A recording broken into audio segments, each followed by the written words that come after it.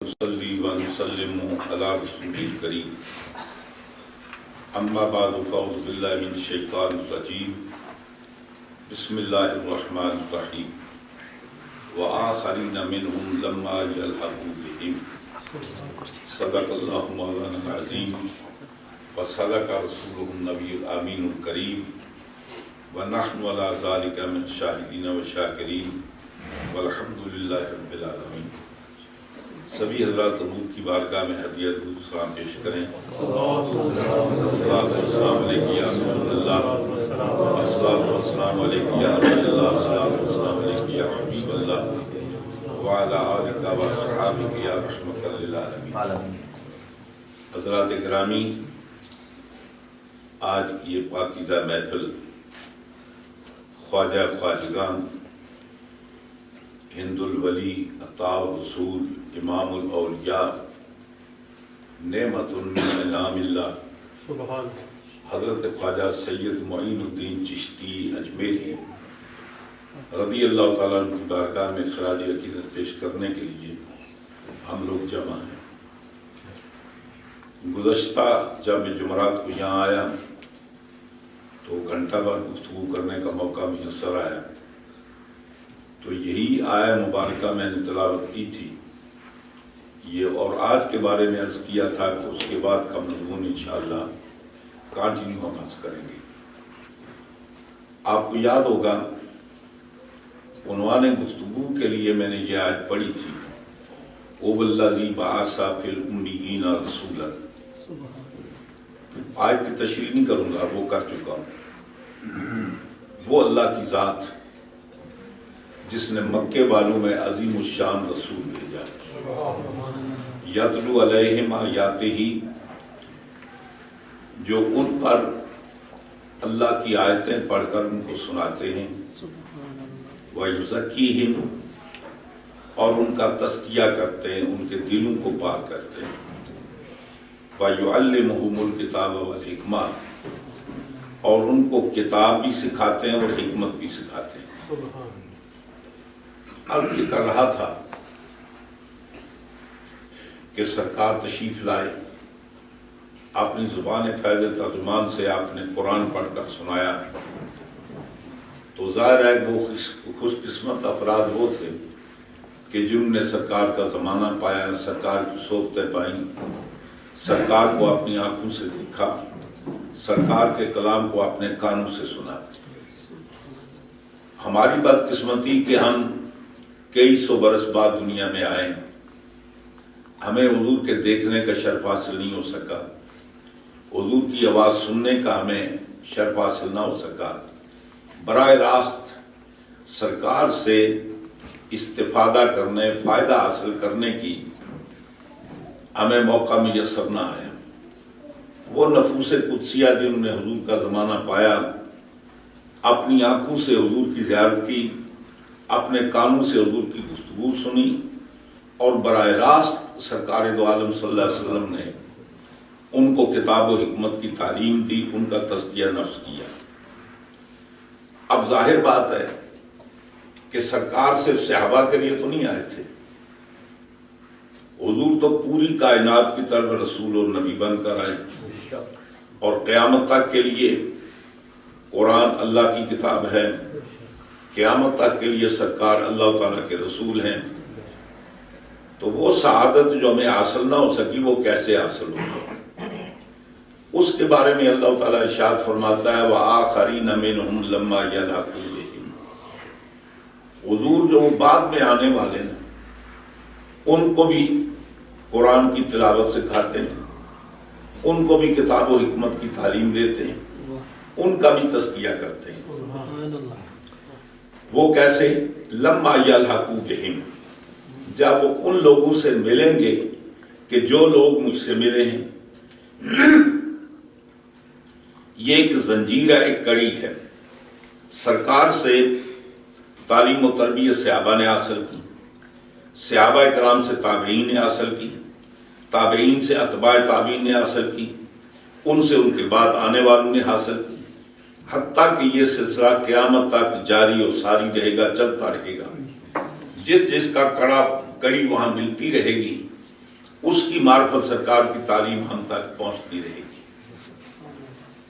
یہ جو اولیاء کاملین ہیں، حضور کا ارشاد گرامی، حضور فرماتے ہیں العلماء ورثۃ الانبیاء، میری امت کے جو علماء ہیں وہ نبیوں کے وارث ہیں۔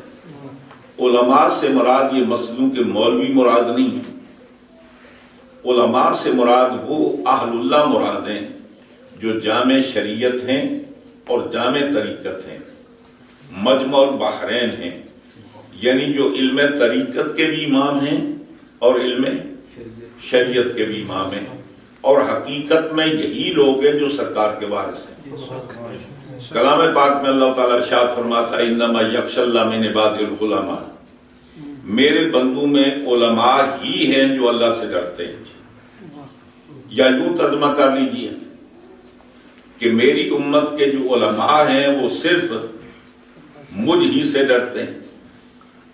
اس سے مراد بھی وہ اہل اللہ لوگ ہیں جو جامع شریعت ہیں، جامع طریقت ہیں، جیسے سرکار غوث پاک کی شخصیت ہے، حضرت خواجہ معین الدین چشتی اجمیری کی شخصیت ہے، حضرت خواجہ قطب الدین بختیار کاکی ہیں، حضرت فرید الدین گنج شکر ہیں، حضرت نظام الدین ماؤ بیلائی ہیں، حضرت علاء الدین صابر کلیر ہیں، حضرت نصیر الدین چراغ دہلوی ہیں، اسی طریقے سے باقی سلاسل کے بزرگ۔ یہ وہ لوگ ہیں جو انبیاء کرام کے جانشین ہیں، یہ وہ کام کرتے ہیں جو سرکار نے اپنی زندگی میں کام کیا۔ اس بات کو ذہن میں رکھیں، ایک اور بات آپ کو بتانا چاہتا ہوں۔ کبھی آپ نے غور کیا کہ انسان دو چیزوں سے مرکب ہے، دو چیزوں کے مجموعے کا نام انسان ہے، ایک ہماری باڈی ہے اور ایک ہماری روح ہے۔ یعنی اللہ تعالیٰ نے ہمیں دو چیزوں سے مرکب کیا، دو چیزیں ملا کر انسان بنایا، ایک ہماری باڈی ہے اور ایک ہماری روح ہے۔ اور اتفاق کی بات یہ ہے کہ دونوں اپوزٹ ہیں، یعنی جن کے اندر مناسبت ہو وہ اکٹھی ہو تو بات سمجھ میں آتی ہے۔ یہ دونوں اپوزٹ ہیں، یعنی ہمارے جسم کا تعلق کس سے ہے؟ عالم خلق سے ہے، ہماری روح کا تعلق عالم امر سے ہے۔ اللہ تعالیٰ فرماتا ہے الا لہ الخلق والامر، عالم خلق کا بھی مالک وہی ہے اور عالم امر کا مالک بھی وہی ہے۔ کلام پاک میں ارشاد خداوندی ہے، سرکار سے یہ پوچھا گیا، سوال کیا گیا وَيَسْأَلُونَكَ عَنِ الرُّوحِ، کہ اے محبوب یہ بتائیں کہ روح کیا ہے۔ اے محبوب آپ سے پوچھتے ہیں روح کے بارے میں کہ روح کس کو کہتے ہیں۔ یسألونک عن الروح، کہ روح کے بارے میں پوچھتے ہیں، محبوب ان کو کہہ دیجئے کہ وہ امر ربی ہے۔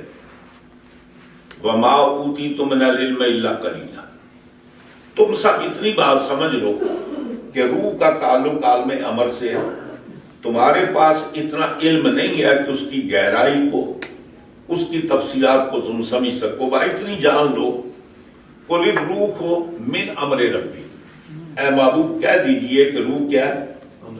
یہ میرے رب کا امر ہے۔ اچھا امر کیسے ہے؟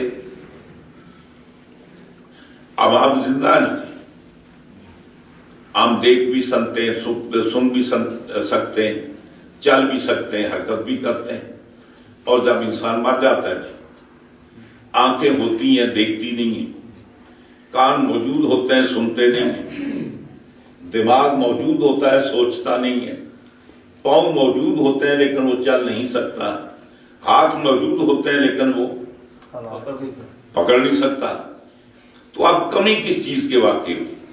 فرمایا کہ دوسری چیز روح، جس کی وجہ سے یہ آنکھیں دیکھتی تھی، جس کی وجہ سے یہ کان سنتے تھے، جس کی وجہ سے یہ باڈی حرکت کرتی تھی، اس کو ہم نے نکال دیا۔ اب روح کیا چیز ہے؟ کوئی مٹیریل ہے، کوئی مادہ ہے۔ مثال کے طور پر آپ نے یہ ممبر بنایا جی لکڑی کا، اب اس کے اندر آپ نے کیل لگائے جی، تو کیل بھی ایک میٹل ہے، ایک مٹیریل ہے، لکڑی بھی ایک مٹیریل ہے۔ تو اب سوال یہ ہے جب جو چیزوں کو ملا کر بنایا تو جسم کا تعلق تو عالم خلق کے ساتھ ہے، مٹیریل کے ساتھ ہے، مادے کے ساتھ ہے، روح کا تعلق تو مادے کے ساتھ ہے ہی نہیں، وہ امر ربی ہے۔ یوں سمجھیے کہ جب تک اس نے چاہا ہماری آنکھیں دیکھتی رہی، جب تک اس نے چاہا ہم سنتے رہے، جب تک اس نے چاہا ہم چلتے پھرتے رہے۔ اب اس کی مرضی ہے کہ اب یہ دیکھے نہیں، آنکھیں ہیں لیکن دیکھتی نہیں ہیں۔ اب اس کی مرضی نے ساتھ چھوڑ دیا، کان ہیں سنتے نہیں ہیں۔ تو یوں سمجھیے کہ روح کیا یہ اللہ کا امر ہے۔ امر کدھر سے آتا ہے؟ اللہ تعالیٰ کی طرف سے۔ ہمارے جسم کا تعلق عالم خلق کے ساتھ ہے۔ ہمیں اللہ نے کہاں سے پیدا کیا؟ مٹی سے۔ یعنی ہمارے جسم کا تعلق کس سے ہے؟ زمین کے ساتھ ہے۔ ہمارے جسم کو اللہ تعالیٰ نے مٹی سے پیدا کیا، عناصر اربع سے۔ یعنی اس میں یہ ہے کہ آگ ہے، ہوا ہے، مٹی ہے، پانی ہے۔ پانی کا تعلق بھی اسی دنیا کے ساتھ ہے، ہوا کا تعلق بھی اسی دنیا سے ہے، آگ کا تعلق بھی اسی دنیا سے ہے، اور ہمارے جسم کا تعلق بھی، جو مٹی کا تعلق بھی اسی دنیا سے ہے۔ اللہ تعالیٰ نے ہمارے جسم کو اس دنیا سے بنایا۔ اب اس جسم کو زندہ رکھنے کے لیے ہمیں غذا کی ضرورت ہے، تو ہماری غذا کہاں سے آتی ہے؟ زمین سے، مٹی سے۔ یہیں سے۔ ہم چاہے فروٹ کھائیں یا روٹی کھائیں، گوشت کھائیں، جو بھی ہم غذا کے طور پر استعمال کرتے ہیں وہ آسمان سے تو نہیں آتا، وہ یہیں سے پیدا ہوتا ہے۔ اب یہ اس جسم کو سردی بھی لگتی ہے، گرمی بھی لگتی ہے، تو سردی سے بچانے کے لیے ہم لباس کہاں سے لاتے ہیں؟ وہ بھی یہیں سے بنتا ہے۔ ہم بیمار بھی ہوتے ہیں تو بیمار ہونے کے لیے ہمارا علاج معالجہ جو ادویات میڈیسن ہے وہ کہاں سے آتی ہیں؟ زمین سے، وہ بھی یہیں سے آتی ہیں۔ اب ہمارا علاج کرنے کے لیے ہمیں ڈاکٹروں کی ضرورت ہے، تو ڈاکٹر کہاں سے آتے ہیں؟ جبریل علیہ السلام تو علاج کرنے نہیں آتی نا، ٹیکہ لگانے، وہ بھی یہیں سے ہوتے ہیں۔ یعنی یوں سمجھیے کہ ہمارے جسم کا تعلق اس زمین سے ہے۔ آپ بات سمجھ رہے ہیں؟ ماشاءاللہ۔ ہمارے جسم کا تعلق اس زمین سے ہے۔ ہمارے جسم کی ہر ضرورت کو اللہ نے کہاں سے پورا کیا؟ زمین سے، اسی زمین سے پورا کیا۔ ہماری روح کا تعلق کس سے ہے؟ عالم بالا سے ہے، عالم امر سے، زمین سے نہیں ہے۔ ہماری روح کی بھی غذا ہوتی ہے، جیسے جسم غذا کے بغیر زندہ نہیں رہ سکتا، ہماری روح بھی غذا کے بغیر زندہ نہیں رہ سکتی۔ ہمارے جسم کی غذا اور ہے، روح کی غذا کیا ہے؟ ذکر الہی۔ بچوں کے روح کا تعلق بھی ادھر سے ہے، تو روح کا جو غذا ہے اس کا تعلق بھی ادھر سے ہے۔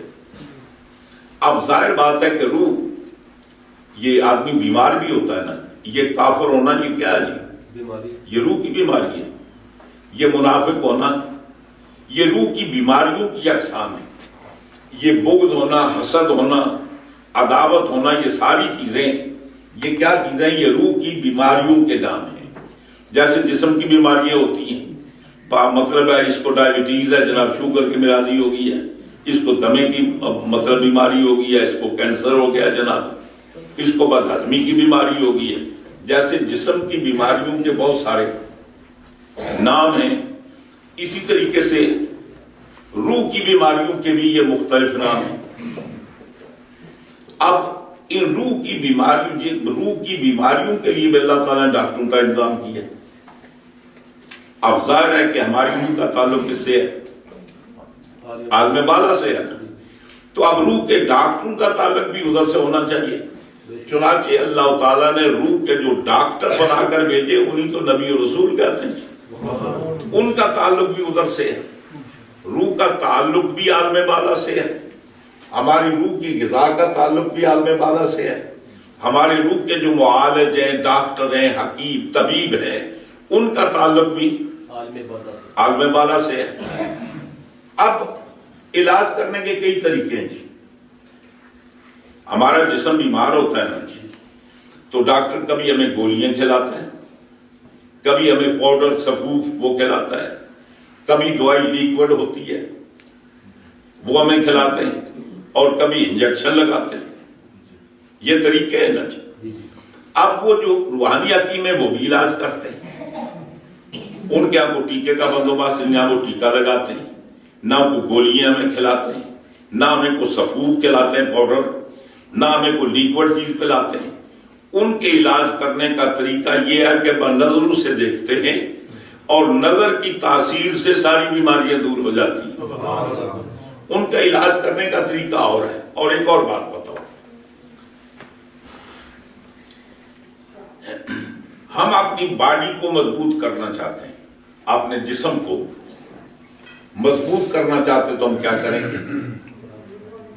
خاص قسم کی ہمیں غذا کھلائی جائے گی، بتایا جائے گا کہ فلاں فلاں غذا کھاؤ. پھر ہمیں ایکسرسائز کرنی پڑے گی، جمنیزیم میں جانا پڑے گا، ایکسرسائز کرنی پڑے گی اور ویٹ لفٹنگ کرنی پڑے گی. جب آپ اس مراحل سے گزریں گے تو ایک عام آدمی کی جسم کی قوت اس آدمی سے نہیں مل سکتی جو باڈی بلڈر ہو، جس نے ایکسرسائز کی ہو. حالانکہ وہ بھی انسان ہے، ہم بھی انسان ہیں. اس نے ایکسرسائز کی ہے. ایکسرسائز ہونے کے کرنے کی وجہ سے وہ ہم 10 پر ایک آدمی حاوی اور بھاری ہے. یعنی روح کو اگر آپ جسم کو مضبوط کرنا چاہتے ہیں تو اس کے طریقے کار ارادہ ہے. اگر روح کو آپ مضبوط کرنا چاہتے ہیں، جسم کو مضبوط کرنے کے لیے آپ کو مرغن غذائیں کھانی پڑیں گی اور روح کو مضبوط کرنے کے لیے غذائیں جسم کو کمزور کرنا پڑے گا.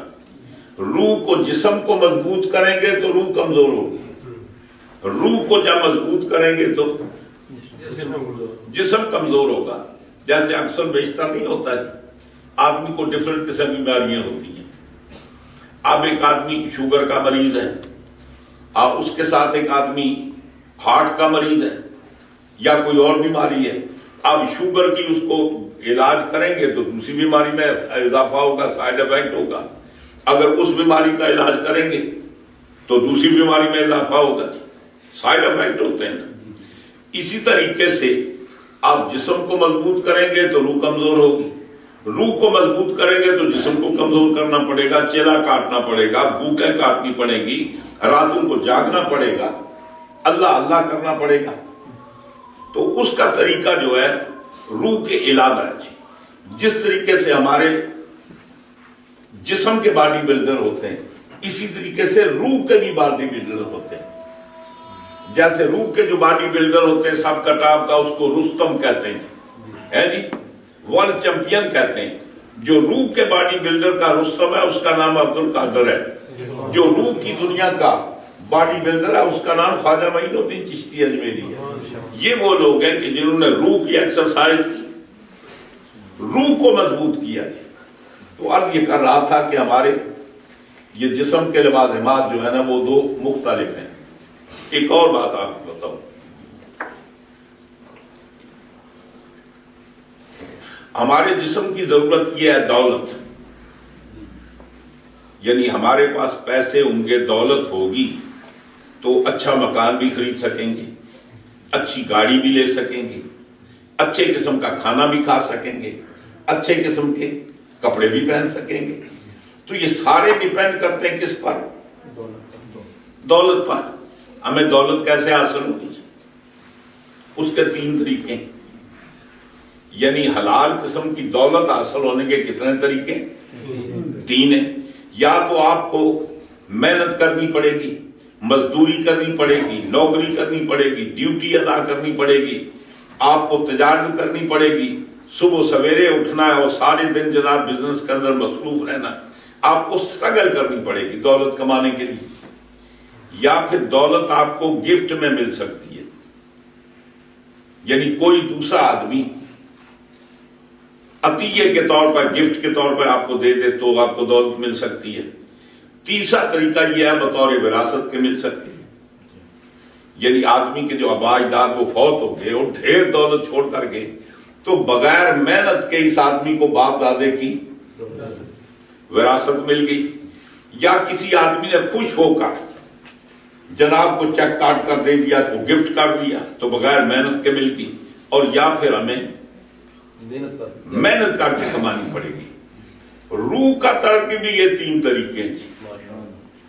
یا تو آپ کو روح کو مضبوط کرنے کے لیے محنت کرنی پڑے گی، راتوں کو جاگنا پڑے گا، پابندی کے ساتھ نماز پڑھنی پڑے گی، تہجد بھی پڑھنے پڑیں گے، اشراق بھی پڑھنے پڑیں گے، چاشت کے نفل پڑھنے پڑیں گے، اور آپ کو رمضان کے علاوہ مزید روزے بھی رکھنے پڑیں گے، آپ کو چلا کشی کرنی پڑے گی، خوب محنت کرنی پڑے گی۔ تو اس محنت کے ساتھ آپ کی روح کی دولت بڑھ جائے گی۔ اور یا پھر ہمیں کچھ نہیں کرنا پڑا، کسی اللہ والے سے ملاقات ہوگی، اللہ والے کی نظر پڑ گئی، تو ایک نظر میں وہ کچھ عطا کر دیا جو ساری زندگی محنت سے عطا نہیں ہوتا ہے۔ اسی لیے حضرت عارف رومی رحمۃ اللہ علیہ فرماتے ہیں کہ یک زمانہ صحبت با اولیاء بہتر از 100 سالہ طاعت بیریا۔ فرماتے ہیں کہ 100 سال آپ عبادت کریں اور اس میں کوئی نمود و نمائش، کوئی شو وغیرہ ایسی بات نہ ہو، تو اس 100 سال کی عبادت سے ایک ساتھ، ایک منٹ، ایک لمحہ آپ کسی اللہ والے کی صحبت میں بیٹھیں، اس نے خوش ہو کر خوشی کی نظر سے آپ کو دیکھ لیا، وہ 100 سال کی محنت میں وہ حاصل نہیں کر سکتے جو ایک لمحے کی قربت کی وجہ سے آپ کو مقام مل جائے۔ یا یہ دولت کیسے حاصل ہوتی ہے؟ بطور گفٹ کے، ہبہ، کسی کی نظر پڑ جائے، اچھا۔ یا یہ چیز ملتی ہے وراثت میں، ماں باپ بہت نیک تھے، ولی اللہ تھے، اپنے دور کے بہت بڑے بزرگ تھے، راتیں جا کر انہوں نے گزاری، اب ان کی برکت سے جو ان کے گھر میں بیٹا پیدا ہوا وہ بھی ولی ہے۔ اب مسجد دیکھیں، سرکار غوث پاک رضی اللہ تعالیٰ عنہ رمضان کے مہینے میں پیدا ہوئے،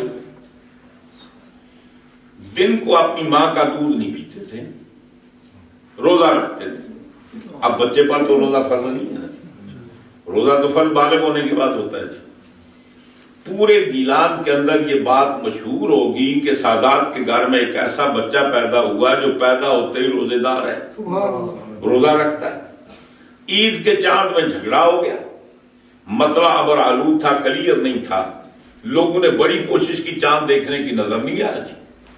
اب سوچنے لگے کہ کل عید ہے یا نہیں ہے، اب چاند تو آسمان پر نظر نہیں آیا۔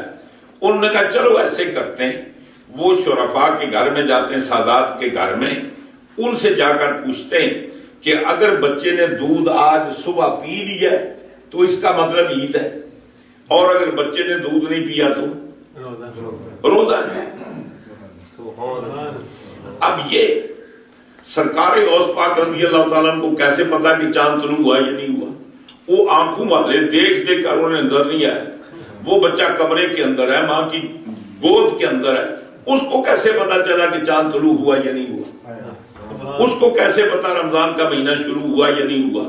یہ اس بچے کی برکت نہیں، یہ اس ماں کے دودھ کی برکت ہے جس کا اس نے دودھ پیا ہے، یہ اس باپ کے تخم کی برکت ہے کہ جس کے گھر میں پیدا ہوا ہے۔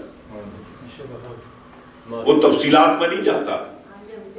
بارہا آپ نے علماء کرام سے سنا ہوگا کہ آپ کی والدہ محترمہ کا کمال کیا تھا، کس درجے کی آپ اپنے دور کی ولی اللہ تھی۔ آپ کے والد گرامی سید موسیٰ ابو صالح جنگی دوست، یعنی آپ کے کس قدر زہد و عبادت کا کمال تھا۔ تو کبھی کبھی ایسے ہوتا ہے کہ نیک ماں باپ کے گھر میں کبھی اللہ کرم کرتا ہے تو ماں باپ کی نیکی وراثت میں اولاد کو مل جاتی ہے۔ تو اب پتہ چلا کہ ولایت بھی 3 طریقوں سے ملتی ہے، جیسے دنیاوی دولت 3 طریقوں سے ملتی ہے جو ہمارے جسم کی ضرورت ہے، یا محنت کر کے کماتے ہیں، یا بطور گفٹ کے ہمیں مل گئی، بطور انعام کے، بطور گفٹ کے ہمیں مل گئی، یا والدین کی وراثت سے ہمیں مل گئی۔ اسی طریقے سے روحانی ترقی کا معنی یہ ہے کہ یا تو ہم سٹرگل کریں گے، محنت کریں گے، صوم و صلات کی پابندی کریں گے، اللہ کا ذکر و فکر کریں گے، تو عبادت کر کے ایک مقام حاصل کریں گے۔ اللہ کسی کے عمل کو ضائع نہیں کرتا، وہ ہوگا۔ یا کسی اللہ والے کا قرب نصیب ہوا، ان کی ایک نظر پڑی اور بغیر کچھ کیے ایک مقام مل گیا۔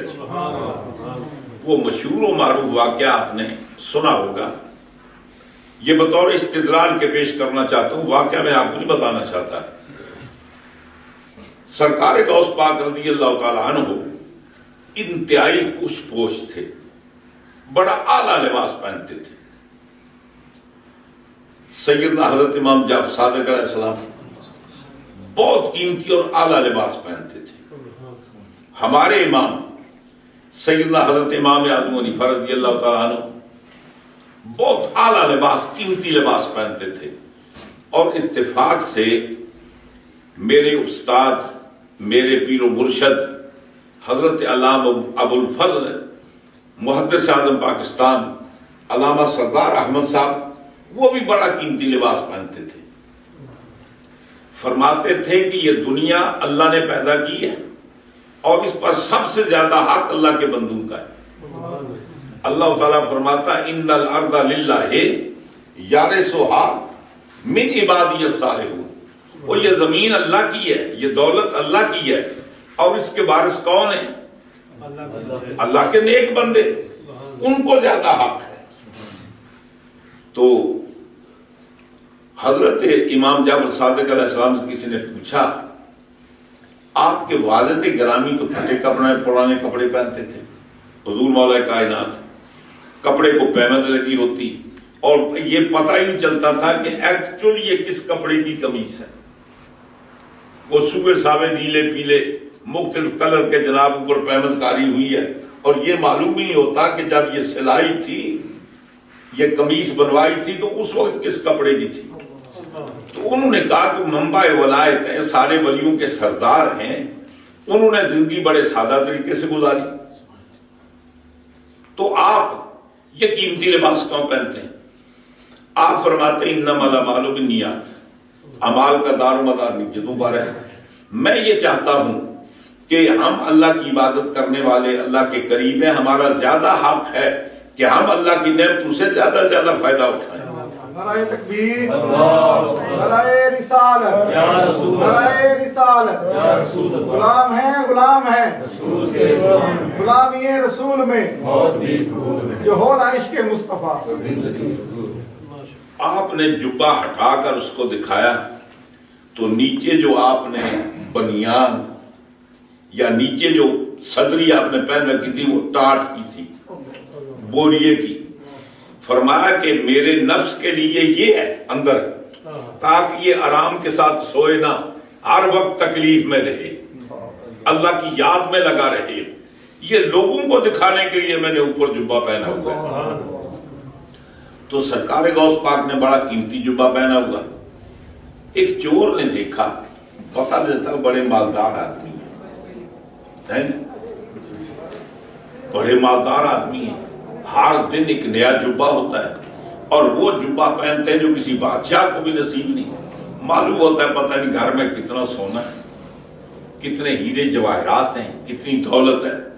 اگر ان کے گھر میں موقع ملے چوری کرنے کا تو ایک ہی گھر میں چوری کر لی تو زندگی بن جائے گی، بجائے اس کے کہ لوگوں کے گھر میں جائیں تھوڑا تھوڑا مال چرائیں۔ یہاں بہت معلوم ہوتا ہے۔ اب وہ رات کا موقع اٹھا کر اندر گھسایا جی۔ اب سرکار غوث پاک مصلی بچھا ہوا اللہ کی عبادت کر رہے ہیں، آپ عبادت کے اندر مصروف ہیں، چور چوری کے اندر مصروف ہیں۔ اب وہ پورے مکان کو تلاش کر رہا ہے جناب، الماریاں دیکھ رہا ہے، چارپائیوں کے نیچے دیکھ رہا ہے، مصلے اٹھا کر دیکھ رہا ہے، پورے گھر میں اس کو کچھ ملتا ہی نہیں، بڑا پریشان ہے۔ میں تو سمجھا تھا کہ یہ بڑے مالدار ہیں، بڑے رئیس ہیں، بڑی دولت ہوگی، تو یہاں تو گھر میں ہے ہی کچھ نہیں۔ اب اسی اثناء میں کسی نے دروازہ کھٹکھٹایا، رات کے وقت دروازہ کھٹکھٹایا، سرکار غوث پاک نے اس کا دروازہ کھولا، اس نے کہا اب یہاں میلا بھی کچھ نہیں اور اب پکڑا جاؤں گا۔ نتیجہ یہ ہوا کہ ایک چٹائی تھی نا، اس چٹائی کو لپیٹ کر کونے میں کھڑا ہو گیا تھی۔ مطلب ہے جب پرامن حالات ہو جائیں گے تو پھر جان بچا کر یہاں سے، یعنی ملا تو کچھ نہیں ہے لیکن جان ہی اگر بچ جائے تو بہت اچھی بات ہے۔ جب دروازہ کھولا تو آپ نے پوچھا کون ہے؟ فرمایا خضر علیہ السلام۔ فرمایا اس وقت کیسے آنا ہوا؟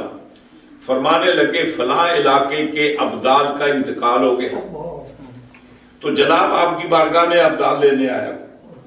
وہاں کوئی ابدال مقرر کر دیں، اگر ابدال مقرر نہ ہوا تو وہ علاقہ تباہ ہو جائے گا۔ یہ بھی ایک ولیوں کا محکمہ جس کو ابدال کہتے ہیں، جن کی وجہ سے جس ملک میں ہوتے ہیں وہ ملک پرامن اور بسلامت رہتا ہے۔ آپ فرماتے ہیں اس وقت تو میرے پاس اور کوئی ابدال نہیں ہے، وہ ایک چٹائی میں گھسا ہوا ہے وہی دے دیتا ہوں تمہیں۔ اب سوچنے لگا اب تو پکڑا گیا، ان کو تو پتہ چل گیا۔ فرمایا وہ چٹائی کھول، اس کے اندر اب کو لیا پکڑ کر۔ اب سوچنے لگے نہ جانے پتہ نہیں کیا مصیبت، پولیس کے حوالے کریں گے، پٹائی ہوگی، بڑی مصیبت آئے گی۔ اب وہ جو خضر علیہ السلام اس کو پکڑ کر لائے نا، تو سرکار غوث پاک نے سینے کے ساتھ لگایا جناب، فرمایا اس کو لے جاؤ۔ جب وہ گھر میں داخل ہوا تو چور تھا، چٹائی میں تھا تو چور تھا، خضر علیہ السلام پکڑ کر لائے تو چور تھا، سرکار غوث پاک نے ہاتھ لایا تو ابدال بن گیا۔ وہ ولی نہیں، وہ سارے ولایت کے درجے طے ہو گئے۔ تو ایک طریقہ یہ ہے، آل اللہ نظر سے دیکھتے ہیں نا جی۔ وہ حضرت علامہ اقبال رحمت اللہ علیہ کا وہ کہتے ہیں نہ پوچھ ان خرقہ پوشوں کی، ارادت ہو تو دیکھ ان کو۔ علامہ اقبال کہتے ہیں نہ پوچھ ان خرقہ پوشوں کی، یہ جو پھٹے پرانے کپڑے پہنے ان کے پوچھ نہیں، ارادت ہو تو دیکھ ان کو، اگر عقیدت ہو تو قریب سے جا کر دیکھو۔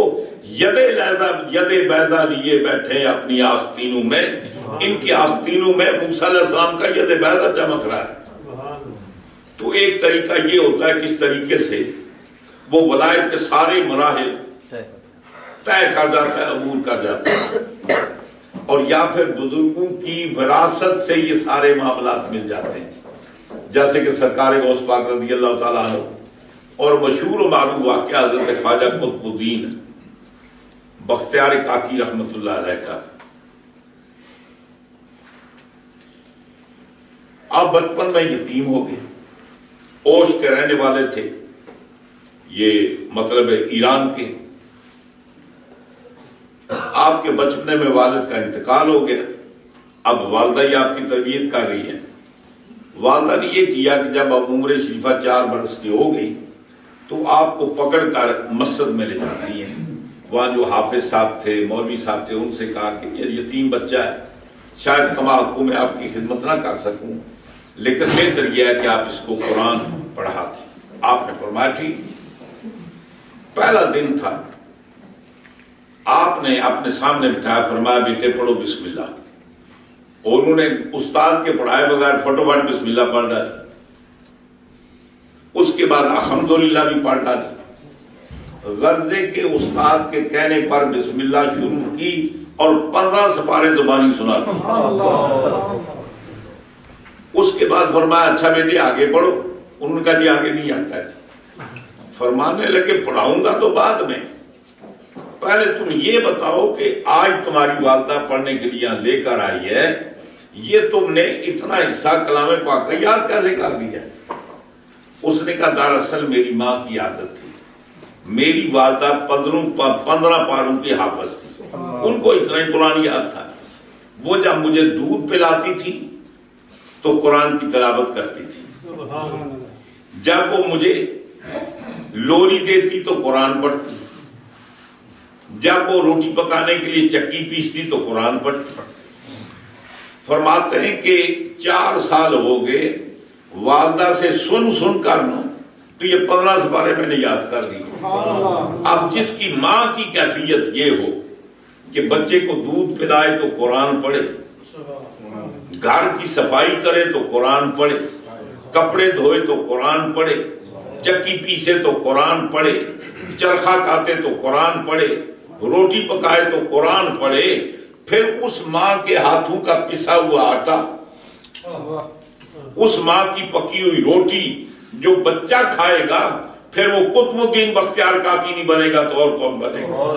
نعرہ تکبیر، اللہ اکبر، نعرہ رسالت، یا رسول اللہ، کیونکہ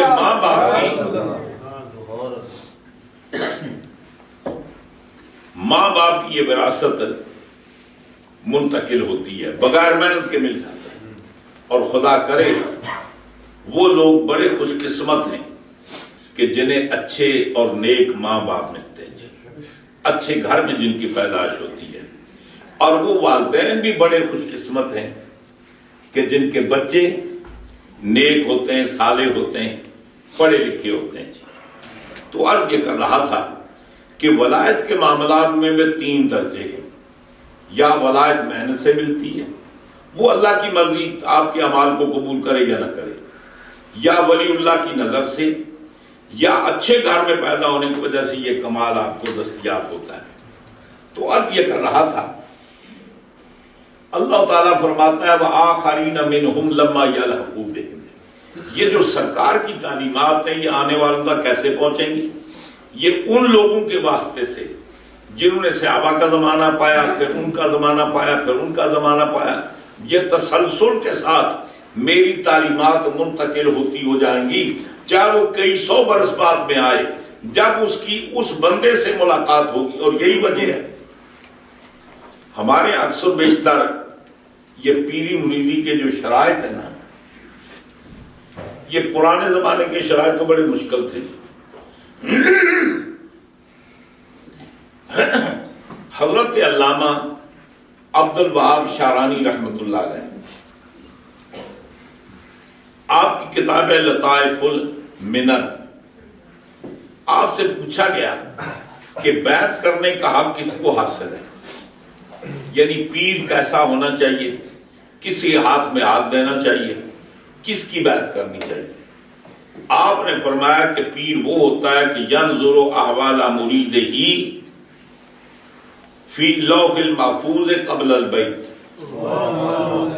پیر وہ ہوتا ہے جو مرید بیعت ہونے کے لیے آئے، توجہ فرمائے، لوح محفوظ میں اس کے حالات دیکھ لے، شقیٌ ام سعید، یہ جو میرے پاس بیعت ہونے کے لیے آ رہا ہے یہ نیک بخت ہے یا بدبخت ہے؟ اور پھر فرمایا کہ اگر وہ بدبخت ہے تو پیر کے اندر یہ قوت ہونی چاہیے کہ وہ اس کی بدبختی کو نیک بختی سے تبدیل کر سکے، اگر اس مقام پر فائز نہیں ہے تو اسے بیعت کرنے کا حق نہیں۔ یہ تو پرانے زمانے کی باتیں، وزیر چنی شہریار چنا، وہ زمانہ خیر تھا۔ جس زمانے میں ہم رہتے ہیں نا، اس زمانے میں تو پابندی کے ساتھ نماز کا پڑھنا بھی بہت بڑی ولایت ہے۔ جو پابندی کے ساتھ نماز پڑھتا نا وہ بھی اللہ کا ولی۔ آج کام بڑا مشکل ہے۔ ایک اور بات آپ کو عرض کروں، حضور کی حدیث ہے، صحابہ کرام کا مجمع ہے، حضور صحابہ کرام سے فرماتے ہیں فَإِن تَرَكْتُمْ عُشْرَ مَا جِئْتُ بِهِ دَخَلْتُمُ النَّارَ، میں جو شریعت لے کر آیا ہوں نا، اگر اس کا 1/10 10واں حصہ تم چھوڑ دو گے نا تو جہنم میں جاؤ گے۔ یعنی 10واں حصہ 10%، 10% چھوڑ دو گے تو کہاں جاؤ گے؟ جہنم میں۔ وَسَيَأْتِي زَمَانٌ، میرے بعد ایک ایسا زمانہ آئے گا اس کے اندر بھی لوگ ہوں گے، فَإِنْ عَمِلُوا عُشْرَ مَا جِئْتُ بِهِ دَخَلُوا الْجَنَّةَ، میرے بعد ایک ایسا زمانہ آئے گا وہاں لوگ ہوں گے اگر وہ میری شریعت کے 10ویں حصے پر بھی عمل کر لیں گے تو سیدھے جنت، داخل الجنہ، سیدھے جنت میں جائیں گے۔ صحابہ کا عمل کرتے ہیں، یا یہ تو انصاف نہیں، بخدا ایک، رسول ایک، دین ایک، ہم 10واں حصہ چھوڑیں تو جہنم میں جائیں، وہ 10ویں حصے پر عمل کریں تو جنت میں جائیں، یہ تو انصاف نہیں۔ حضور نے فرمایا تمہارے اندر میں موجود ہوں، اس وقت نماز پڑھنا مشکل نہیں، نماز چھوڑنا مشکل ہے، روزہ رکھنا مشکل نہیں، روزہ چھوڑنا مشکل ہے۔ آپ کو پتہ ہے صحابہ کرام کے دور میں جب جماعت کھڑی ہوتی نا تو ایک صحابی پہنچتے جو پہلی رکعت میں شامل نہ ہو سکتے، دوسری رکعت میں شامل ہو گئے۔ اب جب امام صاحب نے سلام پھیرا تو سب نے سلام پھیرا، ایک آدمی اپنی نماز مکمل کرنے کے لیے کھڑا ہو گیا. سب نے دیکھ لیا. اب جب نماز سے فارغ ہوتے نا تو سارے اس کے گرد حلقہ بنا کر بیٹھ جاتے. بھائی صاحب اللہ کی مرضی. بڑا افسوس ہے آپ کی بدقسمتی. آج آپ کی تکبیر اولیٰ بہت ہوگی. اتنی بڑی کمی واقع ہو. اور اگر بدقسمتی سے کوئی کسی بیماری کی وجہ سے مسجد میں نہ آ سکتا نا تو جماعت سے فارغ ہونے کے بعد دیکھتے سب ساتھیوں کہتے ہیں فلاں مسجد میں نہیں ہے. کیا بات ہے؟ ضرور بیمار ہوگا, ضرور کو پریشانی ہوگی. چلو چلو پتہ کرتے ہیں. اب وہ پوری جماعت اس کے دروازے پہ جا کے دستک دیتے ہیں. اب وہ دروازہ کھولتا ہے, پوری فوج حاضر ہے. ہاں بھائی کیسے آئے؟ انہوں نے کہا جی ہم کیسے نہیں آئے, آپ کے پوچھنے میں آپ کیسے ہیں؟ جی بیمار ہیں, کوئی تکلیف ہے, کیا وجہ آپ مسجد میں نہیں آئے؟ تو اب آپ اندازہ فرمائیں کہ نماز کے بعد پوری جماعت جس آدمی کے گھر میں فاتحہ پڑھنے پہنچ جائے ہے جی وہ دوبارہ کوشش کرے کوتاہی کرے گا کہ مسجد میں نہ آئے. تو حضور نے فرمایا کہ تم زمانہ خیر میں ہو, اس وقت نماز پڑھنا مشکل نہیں, نماز چھوڑنا. میرے بعد وہ زمانہ آئے گا لوگ پب میں جائیں گے, غلط کام کریں گے, کسی کی کوئی انگلی نہیں اٹھے گی. اگر کوئی بے نمازی آدمی نے مسجد میں آنا شروع کر دیا کہیں گے کمال, پتہ نہیں یہ آج کل مسجد میں جاتا ہے, خدا خیر کرے. یعنی غلط آنکھوں سے دیکھیں گے. بھائی اس کے اندر انقلاب کیسے ہوا؟ او بھائی ساری زندگی پب میں جاتا رہا تو تمہیں اعتراض نہیں تھا. وہ ساری زندگی برائی میں مقبوض رہا, گوریوں کو لیے پھرتا رہا تو تمہیں اعتراض نہیں تھا. اب پہلی بار مسجد میں آ تو ساری شک کی نظر سے دیکھ رہے. تو حضور نے فرمایا کہ لوگ برائی کا کام کریں گے, کوئی کچھ نہیں کہے گا. اگر برا نیکی کے راستے پر آئے گا تو سب کی انگلیاں اٹھیں گی. یہ بات ہے یا نہیں؟ ایک اور بات آپ کو سچی بتا دوں, ماں باپ جانتے ہیں بیٹا کماؤ ہے, پیسے والا ہے, محنت کرتا ہے, نوکری کرتا ہے, لیکن ماں باپ کو پتا ہے کہ یہ شراب بھی پیتا ہے, ماں باپ کو پتا ہے یہ گوریوں کے پیچھے بھی گھومتا ہے, ماں باپ کو پتا ہے یہ جوا بھی کھیلتا ہے, لیکن بیٹے کو منع نہیں کرتے کہ اگر اس کو منع کیا تو یہ ناراض ہو کر گھر چھوڑ دے گا, تو ہمارا گزارا کیسے چلے گا؟ یہ اگر ہم نے سختی کی تو کیا کرے گا؟ یہ گھر چھوڑ دے گا, تو ہمارا گزارا کیسے چلے گا؟ یعنی بیٹے کا بیڑا غرق ہوتا ہے تو ہوتا رہے, ان کی آمدنی کا ناغہ نہیں ہونا چاہیے, پیسے ملنے چاہیے. تو جب تک والدین کے دل کے اندر سے اپنی اولاد کی ہمدردی اٹھ جائے تو پر اس سے برا زمانہ کون آ سکتا ہے جی؟ تو فرمایا کہ آخر زمانہ ایسا ہوگا کہ وہاں برائی کرنا وہ مشکل نہیں ہوگا, نیکی کا کام کرنا مشکل ہوگا. تو ایسے زمانے میں اگر میرا امتی میری شریعت کے 10ویں حصے پر بھی عمل کر لے گا نا تو وہ جنت میں جائے گا. ہم ایسے دور میں رہتے ہیں. کوئی آدمی اگر 5 وقت پابندی کے ساتھ نماز پڑھتا ہے یقیناً اللہ کا ولی ہے, اگر عقیدہ ٹھیک ہو تو. 5 وقت صرف نماز پڑھ لے تو میں یہ سمجھتا ہوں کہ اس دور میں جس میں ہم رہتے ہیں جی, اس دور کے اندر 5 نمازیں پڑھنا بھی ولایت سے کم نہیں. وہ سید اکبر حسین الہ آبادی کا ایک شعر ہے, کہتے ہیں رقیبوں نے رپٹ لکھوائی ہے جا جا کے تھانے میں. کہتے ہیں رقیبوں نے رپٹ لکھوائی ہے جا جا کے تھانے میں کہ اکبر نام لیتا ہے خدا کا اس زمانے میں. یعنی اس بات پر اعتراض ہے کہ یہ اللہ اللہ کیوں کرتا ہے. تو عرض یہ کر رہا تھا, ہم جس دور میں رہ رہے ہیں, ہمارے دور میں اگر وہ شریعت رکھی جائے نا پیروں میں کہ مرید وہ کر سکتا ہے جو لوح محفوظ میں تقدیر بدل دے, تو یہ تو کام بہت مشکل ہے. وہ کہتے ہیں وزیر چنی شہریار چنا, وہ جیسی قوم ہوتی ہے ایسے اس کے سربراہ بھی ہوتے ہیں. یہ سربراہ ہم ہی میں سے آتے ہیں۔ تو عرض کرنے کا مقصد یہ ہے کہ اس وقت ہمارے اندر بہت کمزوریاں ہیں، چنانچہ موجودہ دور میں گزشتہ صدیوں سے علماء کرام نے پیری کے 4 شرائط لکھے ہیں کہ جس کے اندر یہ 4 شرطیں پائی جائیں اس کی بیعت کی جا سکتی ہے۔ اس میں ایک شرط تو یہ ہے کہ وہ صحیح العقیدہ ہو، ایک شرط تو یہ ہے کہ وہ فاسق نہ ہو، متبع شریعت ہو۔ جو خود شریعت پر عمل نہیں کرتا تو مرید کو کیا سکھلائے گا؟ متبع شریعت ہو۔ ایک شرط یہ ہے کہ وہ عالم ہو، جو خود جاہل ہے، جس کو خود وضو اور استنجے تک کے مسائل نہیں آتے، وہ مرید کو کیا بتائے گا جی۔ اور چوتھی بات فائنل وہ یہ ہے کہ خود ہی اٹھ کر پیر نہ بن جائے، بلکہ باقاعدہ طور پر وہ جو مجاز سلسلہ ہے اس کی باقاعدہ طور پر اوپر سے اجازت ہو۔ اس لیے کہ جو کام کر رہا ہے یہ سرکار کا کام ہے۔ مثلا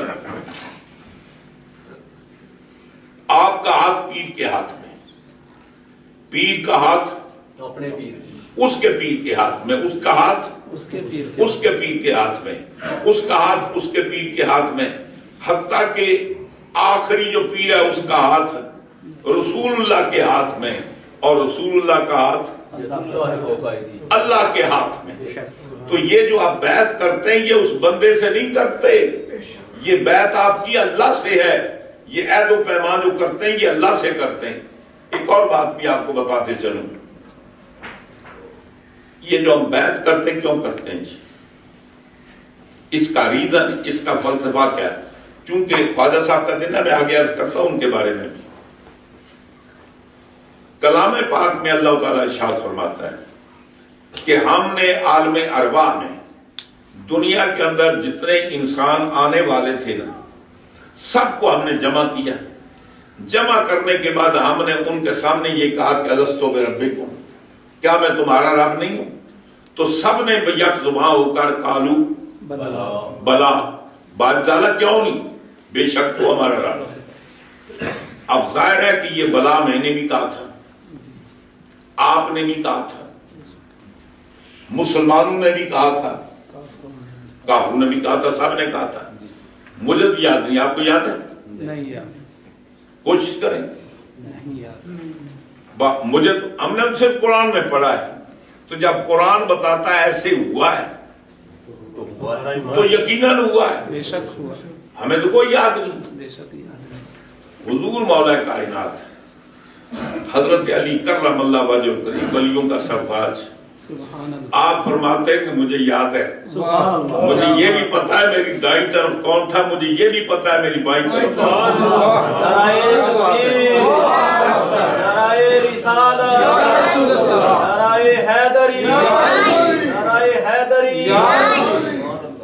فرمایا جب کالو بلا کہا تھا نا، مجھے یاد ہے، اور مجھے یہ بھی پتا ہے کہ میرے دائیں طرف کون تھا اور میری بائیں طرف کون تھا۔ بھائی ہمیں تو نہیں یاد ہے، وہ تو منبع ولایت ہے۔ اب لوگوں کو کیسے پتا لگے کہ انہوں نے ایک وعدہ کیا ہوا ہے؟ دیکھو نا، کوئی آدمی اگر ایگریمنٹ کرے تو اس کو اس ایگریمنٹ کا پابند ہے یا نہیں؟ پابند ہے نا۔ تو اگر یاد ہی نہ رہے تو اب یہ ایگریمنٹ تو سب نے کی ہے، اب اللہ تعالیٰ نے اس ایگریمنٹ کو یاد کرانے کے لیے نبیوں کو بھیجا ہے۔ وہ نبی کیوں آئے؟ اس عہد کو رینیو کرنے کے لیے، تجدید کرنے کے لیے، یہ بتانے کے لیے کہ تم نے ایک وعدہ کیا ہے اللہ سے، میں اس وعدے کو یاد دلانے کے لیے آ رہا ہوں۔ یہ اور بات ہے کہ نبی کی اپنی پوزیشن ہوتی ہے کہ میں یاد دلانے کے لیے کیوں، کہ مجھے اللہ نے یہ ڈیوٹی لگا کر دی ہے۔ اب جو صحابہ اکرام حضور کے دور میں تھے ان کو تو سرکار نے تجدید کرا دی، اب بعد میں جو آنے والے ان کو کیسے پتہ چلی؟ تو فرمایا کہ جنہوں نے نبی کا زمانہ پایا وہ نبی کے ہاتھ پر تجدید عہد کریں گے، جو بعد میں آئے وہ نبی کے نمائندے ان سے تجدید عہد کرائیں۔ اس لیے علماء اکرام کہتے ہیں کہ بیعت کرنی، کہتے ہیں نا ملا شیخ لہو شیطان، جس کا کوئی مرشد و راہبر نہیں ہے اس کا مرشد شیطان ہے۔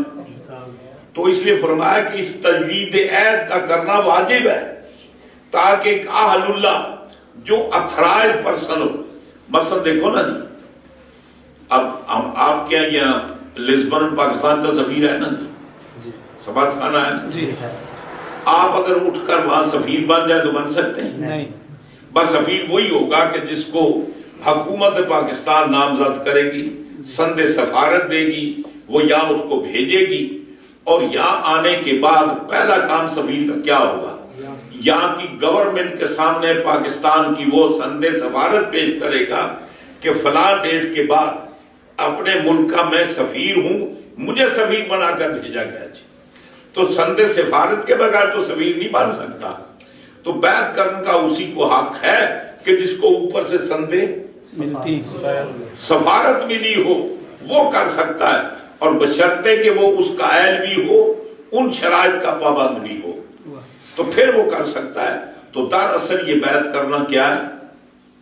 ایگریمنٹ یاد دلانا آتا ہے. یہ ایگریمنٹ ہے، تجدید عہد ہے. اچھا، حضرت عارف رومی رحمت اللہ علیہ آپ ارشاد فرماتے ہیں، اے بسا ابلیس آدم روح ہست.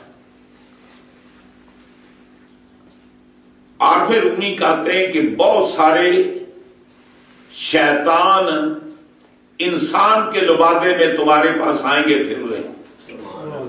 اے بسا ابلیس آدم روح ہست، یعنی بہت سارے شیطان انسان کے روپ میں تمہارے پاس آتے ہیں. پس بہر دستے نہ باید داد دست، فرماتے ہیں کہ ہر ہاتھ میں اپنا ہاتھ نہیں دینا چاہیے، پہلے اچھے طریقے سے پرکھ لو، امتحان لے لو. وہ کہتے ہیں نا، کار شیطان میں کند نامش ولی گر ولی ای نست لعنت بر ولی. شیخ حضرت عارف رومی فرماتے ہیں کام تو شیطانی کرے اور اپنے آپ کو ولی کہلائے، اگر اس کا نام ولایت ہے تو ایسی ولایت پر لعنت ہو اللہ کی. بات سمجھے نا جی؟ کار شیطان میں کند نامش ولی گر ولی ای نست لعنت بر ولی. ایسے ولی پر پھر اللہ کی لعنت ہے جو خود ہو کر اللہ تعالیٰ کا باغی ہو، وہ دوسروں کو اللہ سے کیا ملائے گا. آگے ایک اور بھی بات کرتے ہیں، فرماتے اس کا معنی یہ نہیں ہے کہ تم کسی کی بیعت نہ کرو. آپ فرماتے ہیں کہ تمہیں پتہ یہ رستہ اتنا لمبا، پیر را بگزی کے بے پیری سفر. عارفی رومی فرماتے ہیں کہ پیر کو پکڑ لو کہ بے پیری سفر، پیر کے بغیر یہ سفر ہست بس پر آفتو پر از خطر، یہ خطرات سے بھرا ہوا ہے. راستے میں ڈاکو ہیں، چور چکار ہیں، تمہارا متاع لوٹنے والے ہیں، لہذا کسی راہ بر کے بغیر تم یہ سفر اختیار مت کرو. ہم یہاں کسی جگہ جانا چاہتے ہیں، ہمیں گائیڈ کی ضرورت ہوتی ہے، راہ بر کی ضرورت ہوتی ہے، اور یہ جو سفر ہے راستے میں شیطان بھی آتے ہیں، برزخ بھی آتا ہے، بڑی بڑی منزلیں آتی ہیں. فرمایا کہ یہ اتنا سفر بغیر راہ بر کے تم کیسے تلاش کر سکتے ہو، کیسے عبور کر سکتے ہو. بیعت کرنا اپنی جگہ، لیکن فرمایا اس کے لیے خوب پرکھ کر دیکھ کر، صرف جبہ کبا دیکھ کر نہیں دل ہل جائے. پورے طریقے سے اس پیر کی تنہائیوں کو دیکھو، اس کے ساتھ رہ کر اس کی گھر کی زندگی کو دیکھو، خان کی زندگی کو دیکھو. وہ پیر جو جائیدادیں بنائے، جو کوٹھیاں بنائے، بنگلے بنائے، یہ تو پیر کا شیوا نہیں ہے. بات آگے عرض کرتا ہوں. حضرت خواجہ معین الدین چشتی اجمیری رضی اللہ تعالیٰ عنہ، آپ صاحب اولاد تھے، 2-3 آپ نے شادیاں کی تھی، آپ کی بیٹیاں بھی تھیں، آپ کے بیٹے بھی تھے، صاحب اولاد تھے. لیکن اپنی مسند پر کس کو بٹھایا؟ قطب بختیار کاکی، جن کے ساتھ کوئی رشتہ نہیں ہے. کیوں بٹھایا؟ فرمایا کہ یہ منصب، یہ میرے باپ دادے کی وراثت نہیں ہے، یہ سرکار کی طرف سے تفویض ہے. یہ منصب اس کو ملے گا جو اس کا اہل ہو. سبحان اللہ، سبحان اللہ. اب اپنی جگہ بٹھانا کو مشکل تھا ہی. اب ان کے پاس تھا کیا؟ ایک لوٹا، ایک مسلح. ایک گدڑی، اللہ یہ تو کوئی مشکل بات نہیں ہے نا. واہ مرید کو پکڑا، لوٹا بھی دیا، مصلح بھی دیا، یہ لے مصلح اس پر تجھے بیٹھنا، یہ گدڑی ہے. تو پرابلم تو ہے ہی نہیں. تو موجودہ دور میں پیروں نے بڑے بڑے بنگلے، بڑی بڑی کوٹھیاں بنائی ہوئی ہیں. اب وہاں کسی بیٹے کے بجائے مرید کو بٹھاتے ہیں وہ ہمارے دور میں تو جس خاندان میں پیری گھس جائے نا نکلتی ہی نہیں ہے. ہاں جی، ہمارے یہاں جس خاندان میں پیری گھس جائے نا نکلتی ہی نہیں ہے. پیر کے بعد اس کا بیٹا، اس کے بعد اس کا بیٹا، اس کے بعد اس کا بیٹا. وہ باہر اس لیے نہیں جاتی کہ وہ پراپرٹی کدھر جائے گی. پیر کی وراثت بنگلے نہیں، پیر کی وراثت یہ کوٹھیاں نہیں ہیں. پیر کی وراثت لوٹا ہے، پیر کی وراثت مصلح ہے، اور پیر کی وراثت گدڑی ہے. گدڑی سمجھتے ہیں؟ وہ بھی کئی پیمند لگے ہوتے ہیں. تو دینے میں کوئی مذاکرہ نہیں. اور پھر آگے دیکھتے ہیں حضرت خواجہ قطب الدین بختیار کاکی صاحب اولاد نہیں تھے. وہ اپنی مسند پر بابا فرید الدین گنج شکر کو بٹھایا جی. یہ سید ہے، وہ فاروقی ہے، صرف مرید ہے. اس لیے کہ قربانی زیادہ کرنی نہیں پڑتی تھی نا. وہ جو بزرگوں سے لوٹا ملا تھا وہ ان کو دینا ہے، وہ جو مصلح ملا تھا وہ اب ان کے حوالے کرنا ہے، وہ جو گدڑی تھی اب ان کو دینی ہے. وہاں کوٹھیاں بنگلے تو تھے نہیں کہ آدمی کو دشواری پیش آئی. حضرت بابا فرید الدین گنج شکر کے جانشین کون ہیں؟ حضرت خواجہ نظام الدین، وہ سید ہیں، یہ فاروقی ہیں. دوسرے آپ کے حضرت علاؤ الدین صابر کلیئر ہیں. ان کو یہ کیا کہ وہی لوٹا، اب خلیفے دو بنائے نا تو ایک لوٹا خریدنا پڑا ہوگا ہے جی. ایک لوٹا اس کو دیا، ایک اس کو دیا، ایک مصلح ادھر دیا، ایک ادھر دیا، ایک گدڑی ادھر دی، ادھر دی. بھائی یہ اس کے بعد کام کرنا، ان کی اپنی بھی تو اولاد تھی. خواجہ نظام الدین الہی نے دیکھا کہ میرا جانشین کون ہو؟ حضرت نصیر الدین چراغ دہلوی جن کے ساتھ کوئی رشتہ نہیں. موجودہ دور میں آپ دیکھتے ہیں کہ پیر کے بعد اس کا خلیفہ اس کی گدی پر بیٹھے. یا تو جس خاندان میں پیری گھس جائے نا نکلتی نہیں. یہ جناب وہ کینسر کی طرح نکلتی ہی نہیں ہے. یہ بھی ایک طرح کی شوگر کی بیماری ہے، یہ شفٹ ہوتی ہے. یہ بھی شوگر کی بیماری ہے، جس خاندان میں گھس جائے وہاں سے نکلتی نہیں ہے. تو عرض یہ کر رہا تھا میرے خواجہ حضرت خواجہ معین الدین چشتی اجمیری رحمت اللہ علیہ سید آل رسول ہیں. غالباً آپ کا سلسلہ نب سیدنا حضرت امام علی رضا سے ملتا ہے، 8ویں امام سے. آپ پیدا ہوئے بڑے مالدار تھے، رئیس تھے. والد کا انتقال ہو گیا. آپ کے والد گرامی کا نام غیاث الدین تھا، وہ بھی اپنے وقت کے ولی تھے. والدہ نے بیٹے کی تربیت کی. آپ کا پورا باغ تھا، ایک پن چکی تھی. پن چکی سمجھتے ہیں؟ جی جی وہ آٹا پیسنے والی. پانی آپ نے یہ کیا کہ علم وغیرہ پڑھا نا، وہ باغیچہ اگر تھا تو وہ بھی لوگوں کی خدمت کے لیے، پن چکی تھی وہ بھی لوگوں کے، سب کچھ چھوڑا نہ چلا، جی اللہ کی راہ میں نکل پڑے. دنیا کی سیر کی، جہاں کوئی اللہ کا ولی کے بارے میں سنا وہاں پہنچ کے وہاں سے اکتساب فیض کیا.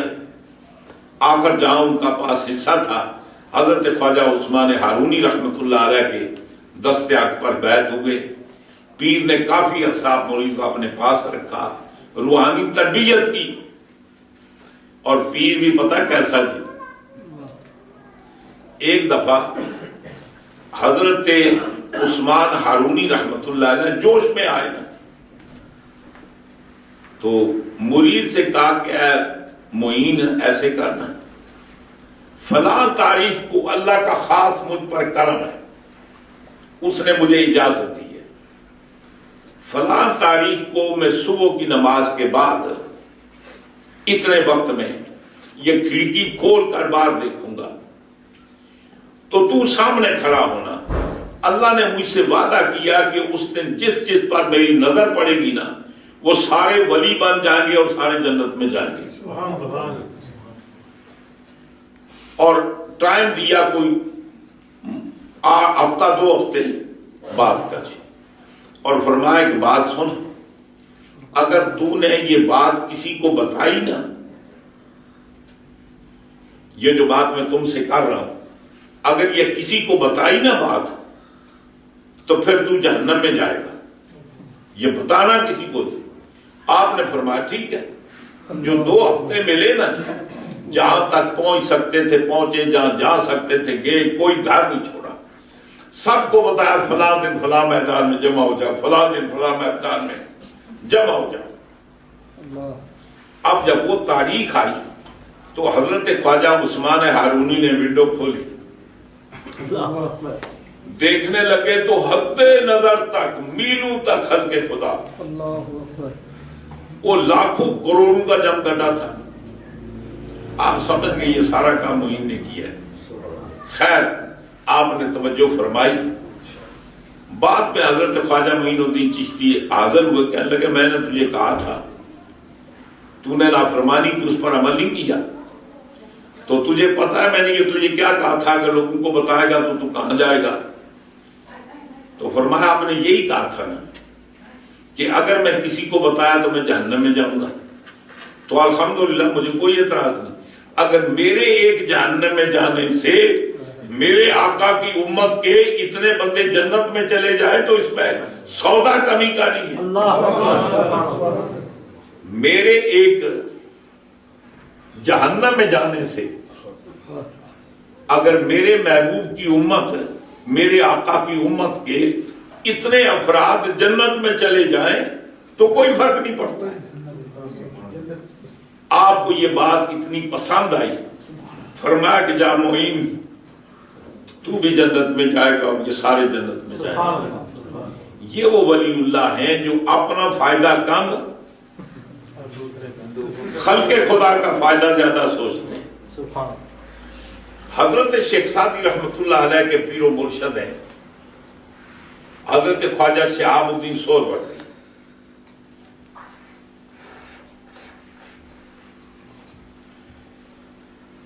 خواجہ شہاب الدین سہروردی حضرت ابو نجیب سہروردی کے بھتیجے ہیں اور سرکار غوث پاک کے فیض یافتہ ہیں، سرکار غوث پاک سے خلافت بھی ہے۔ شیخ سعدی ان کے بارے میں لکھتے ہیں کہ ایک بار آپ دعا کر رہے تھے، تہجد پڑھے نا جی، تو آپ تہجد پڑھنے کے بعد دعا کر رہے تھے۔ حضور فرماتے ہیں بندوں کو دعا کرنی چاہیے، اللہ سے مانگو، اللہ پسند کرتا ہے اس سے مانگو۔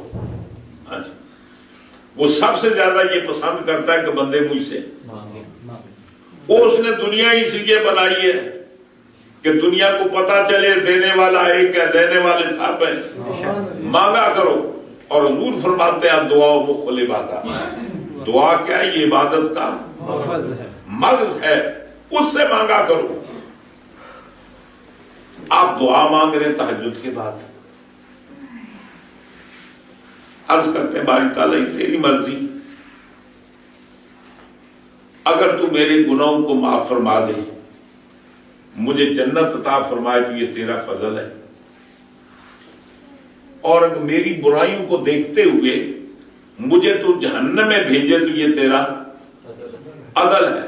لیکن مولا کی درخواست ہے، اگر کہیں جنت میں میری گنجائش نہ ہو نا، مطلب یہ ہے کہ مجھے جہنم میں جانا پڑے، مجھے تو فیصلہ کرے کہ شہاب الدین کو دوزخ میں بھیجنا ہے، تو باری تعالیٰ آمنا وصدقنا، تیرے آگے کیا اعتراض ہے، بھیج دی۔ لیکن ایک درخواست ہے، درخواست یہ ہے مجھے تب تم نے جہنم میں بھیجے نا، میرے جسم کو اتنا پھلا دے، اتنا بڑا کر دے کہ دوسرا آدمی جہنم میں سمائے ہی نہ، یعنی صرف میرے سے ہی جہنم بھر جائے تاکہ باقی مخلوق خدا جہنم میں نہ جائے۔ یہ اللہ والوں کا مشن ہوتا ہے۔ تو عرض یہ کر رہا تھا، حضرت خواجہ معین الدین چشتی اجمیری رضی اللہ تعالیٰ عنہ اپنے پیر و مرشد کے قرب میں رہے، اور یہی وجہ ہے حضرت خواجہ عثمان ہارونی رحمت اللہ علیہ جب اپنے مرید کو دیکھتے نا، فرماتے معین کاش میں تیرا پیر نہیں تو میرا پیر ہو۔ یعنی مرید وہ ہے کہ پیر مرید پر رشک کرتا ہے۔ فرماتے ہیں معین کاش میں تیرا پیر نہ ہوتا تو میرا پیر ہوتا۔ قریب رکھ کر تربیت کی، اپنی مائیت میں حج کے لیے لے گئے، اللہ کی بارگاہ میں حاضر ہوئے، سرکار کی بارگاہ میں پیش کیا۔ پہلے اللہ کی بارگاہ میں حرم کعبہ میں جا کر پیش کیا، باری تعالیٰ میں یہ اپنی کمائی پیش کرتا ہوں، تجھے قبول ہے یا نہیں؟ غیب سے آواز آتی کہ اے عثمان تیری محنت مجھے قبول ہے۔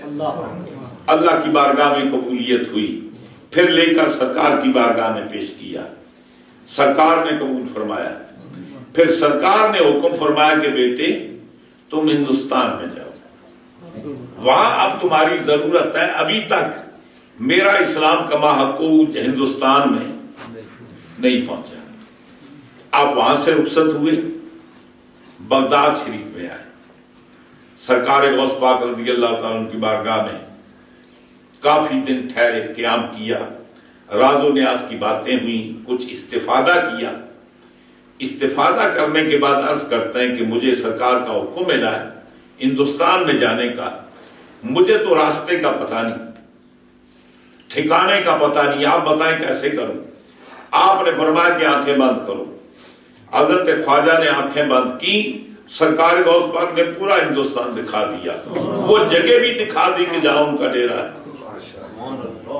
آپ نے رخت صبر باندھا، ہندوستان میں تشریف لائے، براستہ لاہور، سنا کہ یہاں ایک اللہ کے ولی ہیں جن کو داتا کہتے ہیں، علی حجویری۔ 40 دن ان کے مزار پر چلا کشی کی، وہاں اللہ کی عبادت کی، اور حضرت داتا صاحب کی قبر سے فیض حاصل کیا۔ وہ چلا کشی آج بھی کمرہ موجود ہے، وہاں سے فارغ ہو کر جب اجمیر مقدسہ جانے لگے تو جاتے ہوئے آپ نے ایک شعر کہا کہ گنج بخشے فیض عالم مظہر نور رضا، ناکسارا کیر کبیر کامل کاملارا رہنما۔ فرماتے ہیں کہ یہ داتا کون ہے؟ یہ فرماتے ہیں کہ یہ دنیا بھر کے فیض کو تقسیم کرنے والا خزانہ ہے، اور ناکسارا پیر کامل، ناقص آئے تو ان کے لیے کامل پیر ہے، اور اگر کوئی کامل آئے نا تو اس کے بھی راہبر و رہنما۔ آپ نے فائدہ حاصل کیا، اجمیر مقدسہ میں پہنچے۔ ویسے آپ کی عمر شریفہ بعض روایات کے مطابق آپ کی عمر 90 سال ہوئی ہے، اور بعض روایات کے مطابق آپ کی عمر شریفہ 100 سال سے زائد ہوئی ہے۔ یعنی یوں سمجھیے کہ 90 برس سے لے کر 107 برس تک آپ کی عمر کی روایتیں، یعنی منیمم کم از کم 90 سال۔ سرکار غوث پاک کی عمر کتنی تھی؟ وہ بھی 90 سال۔ تو کم از کم اللہ نے زیادہ موقع دیا کہ یہ میرے دین کی خدمت کرے۔ اللہ سے عمر لمبی مانگو لیکن نیکی والی۔ تو یہ اگر آدمی نے برائی کرنی ہے تو پھر نیڑے ہی بلاوا آ جائے تو چنگا ہے۔ تو آپ کی عمر شریفہ 90 برس سے 107 برس تک ہوئی جی، مختلف روایت کے تحت۔ آپ کا وصال ہوا ہے 633 میں یا 632 میں، حضرت خواجہ صاحب کا انتقال۔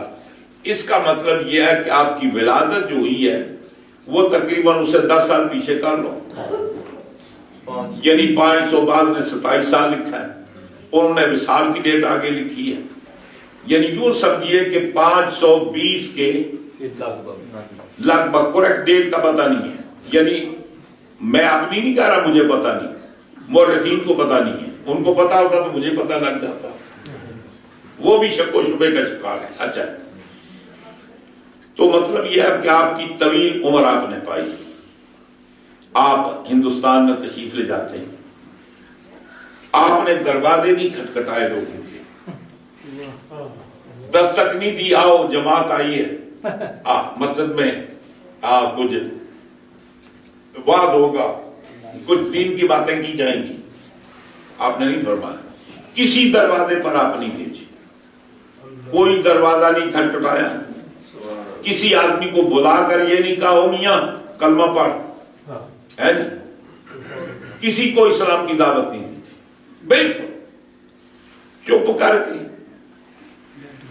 جا کر اس وقت چونکہ کیپیٹل جو تھا نا ہندوستان کا پرتھوی راج کی حکومت تھی اور اس کا پایا تخت دلی تھا، لیکن اکثر و بیشتر وہ اجمیر کا آباد کرنے والا وہی ہے نا، اجمیر مقدسہ میں رہتا تھا۔ خواجہ صاحب نے بھی جا کر کیپیٹل میں صدر مقام میں ڈیرا لگایا جہاں بادشاہ رہتا تھا۔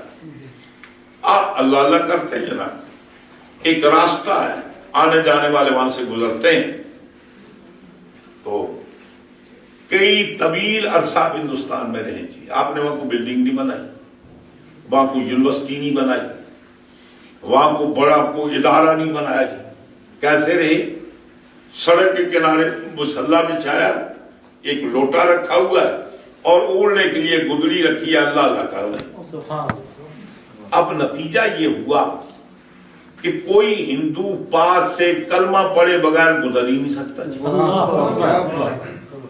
اور میاں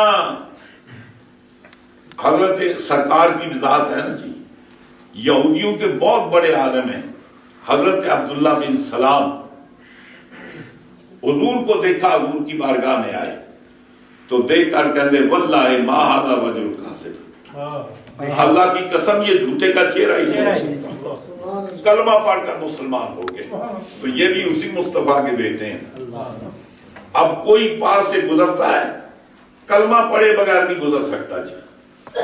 چنانچہ ہندو ایک رائٹر گزرا جس کا نام ہے منشی پریم چند، وہ افسانہ نگار ہے، ناول نگار۔ کسی محفل میں بیٹھے تھے، اس کے ساتھ ایک گورا بیٹھا تھا، اس نے کہا میاں مسلمانوں نے تم پر بڑا ظلم کیا ہے، بڑی زیادتی کی ہے، یہاں 1000 سال حکومت کی اور تمہیں زبردستی تمہارے جنجو اتار کر انہوں نے تمہیں مسلمان کیا۔ منشی پریم چند کہتا نہیں بالکل، مسلمانوں نے 1000 سال حکومت کی، اگر وہ زبردستی کرتے تو ہندوستان میں ایک بھی ہندو نہ رہتا جی۔ کہتے ہیں مسلمانوں کی کوئی زبردستی نہیں کی۔ پھر کہنے لگا کہ تمہیں پتہ ہندوستان میں ہندو مسلمان کیسے ہوئے؟ وہ لکھتا ہے کہ مسلمانوں کا ایک فقیر آیا اجمیر میں، وہ راستے پر بیٹھا تھا، کہتے ہیں ممکن ہی نہیں کوئی ہندو مرد یا عورت کلمہ پڑھے بغیر گزر جائے، اور وہ لکھتا ہے کہ جب بھی کوئی ہندو مرد یا عورت گزرتی تو کہتی خواجہ تورے بلہاری جاؤں، خواجہ کے قدموں پر گر کر مسلمان ہو جاتا۔ اب پرتھوی راج کو پتا چلا بھئی یہ عجیب ملنگا ہے فقیر، وہ جو پاس سے گزرتا ہے سارے مسلمان ہو رہے ہیں، یہ اصل راستے میں اس کو راستے سے اٹھاؤ۔ کارندے بھیجے، کہا کہ بھئی یہاں پرتھوی راج کے اونٹ بیٹھتے ہیں تو آپ یہاں سے تشریف لے جائیں۔ آپ نے وہ بنگلہ تو تھا نہیں نا جی، وہ کوٹھی چھوڑنی پڑی جناب، وہ مسلح اٹھایا، بغل میں رکھا، لوٹا ہاتھ میں پکڑا، گدڑی کاندھے پہ ڈالی، چل دیے، وہاں آگے ڈیرا لگا دیا۔ فرمایا کہ اچھا راجے کے اونٹ بیٹھے رہے۔ راجے نے اونٹ بٹھائے، ایک دن گزر گیا، 2 دن گزر گئے، 4 دن گزر گئے، اونٹ اٹھتے ہی نہیں۔ وہ بڑے پریشان، یہ تو مر جائیں گے، یہ تو اٹھ ہی نہیں سکتے۔ انہوں نے کہا وہ فقیر نے جاتے جاتے یہ کہا تھا اسی کو بلاؤ۔ انہوں نے کہا بر سرکار مہربانی، جب پرتھوی راج کو بتایا نا یہ تو مصیبت ہوگی۔ اس نے کہا ٹھیک ہے، پیر کو فقیر کو واپس بلا دو۔ جب آپ کو واپس بلایا گیا تو فرماتے ہیں حضرت آپ وہیں بیٹھے تشریف لے چلیں، اور راجا کے اونٹ نہیں اٹھتے، ان کو اٹھا دیں۔ فرمایا جاؤ، اب اٹھ جائیں گے۔ واپس پہنچے، اونٹ بھی اٹھ گئے اور آپ وہاں تشریف لا کے پھر بیٹھ گئے۔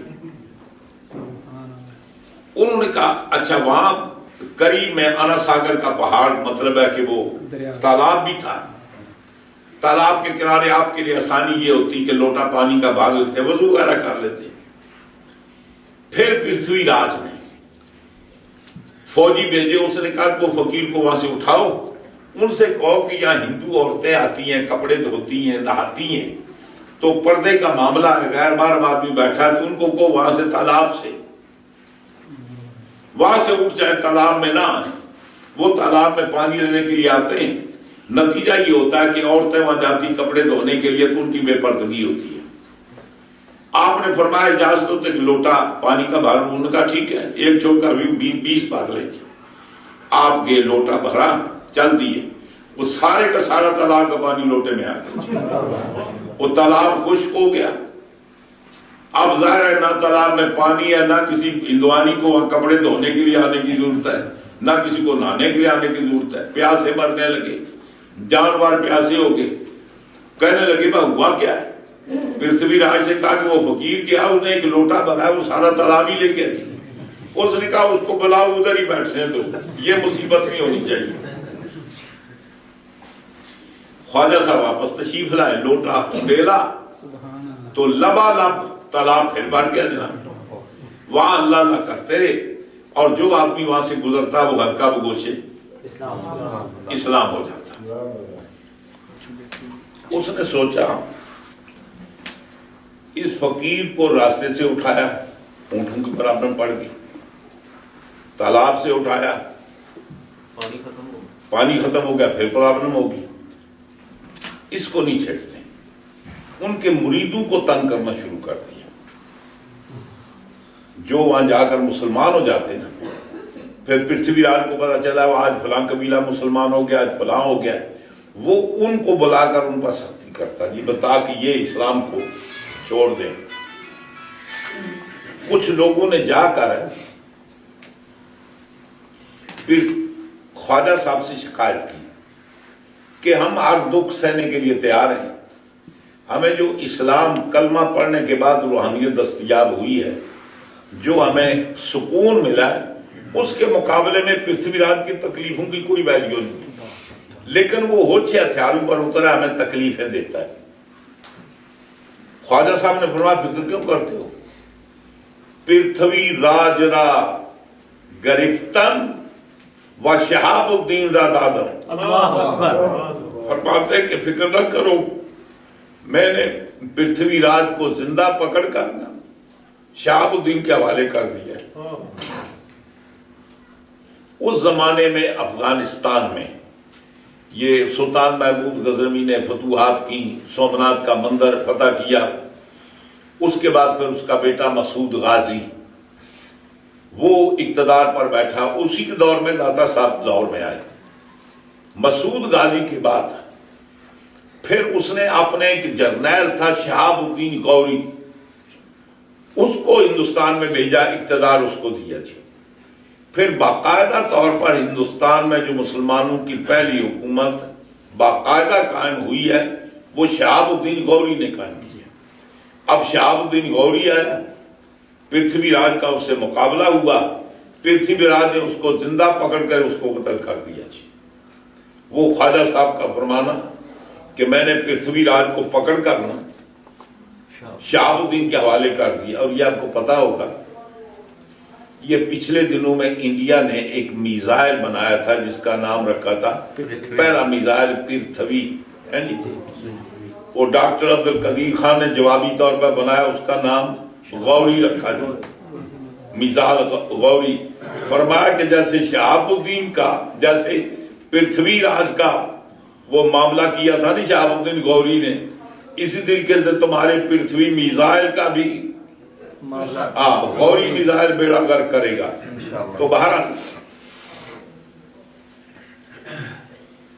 تاریخوں میں موجود ہے کہ بحمدِ تعالی منیمم جو تعداد ہے وہ یہ ہے کہ حضرت خواجہ کے ہاتھ پر 90 لاکھ ہندو حلقہ بگوش اسلام،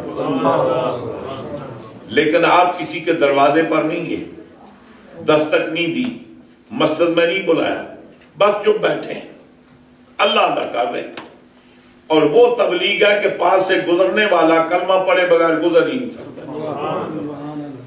تو یہ آپ نے تقریباً 90 لاکھ غیر مسلموں کو حلقہ بگوش اسلام کیا۔ یہ اور بات ہے کہ خواجہ صاحب نے کس کا کلمہ پڑھایا؟ نبی پاک صلی اللہ علیہ وسلم، حضور کا پڑھایا نا۔ کس دین کی تبلیغ کی؟ اسلام۔ جو سرکار کا دین ہے. تو یہ کریڈٹ کس کو جاتا ہے؟ کریڈٹ تو سرکار ہی کو جاتا ہے. لیکن سرکار کے اپنے دور میں کتنے مسلمان ہوئے تھے؟ 1.25 لاکھ. کسی نبی کی تاریخ میں بیک وقت اتنے لوگوں کا مسلمان ہونا نہیں ملتا ہے. سب سے زیادہ امت جو بڑی تھی وہ موسیٰ علیہ السلام کی تھی. وہ جو بنی اسرائیل کو چنگل سے چھڑا کر لائے تھے 6 لاکھ تھے. تو یہ خواجہ صاحب کا وہ کارنامہ اگرچہ یہ سرکاری کا کارنامہ، لیکن آپ نے 90 لاکھ ہندوؤں کو حلقہ بگوش اسلام کیا. اور پوری ہندوستان جو ہے یہ ریاست اسٹیٹ ہے چشتیوں کی، یہ فتوحات ہے چشتیوں کی. یہ میرے خواجہ کی دین ہے، میرے خواجہ کی برکت سے یہ سارا معاملہ ہوا ہے. اور خواجہ کو یہ مقام پتہ کیسے ملا جی؟ آپ کا تعلق چونکہ اہل بیت اطہار سے ہے، اور جس طریقے سے آپ نے اہل بیت کی عظمت کے پروانے گائے، اہل بیت کی عظمت کو کے پرچار کیے، اور آج کل مولویوں کو بڑی تکلیف ہو رہی ہے.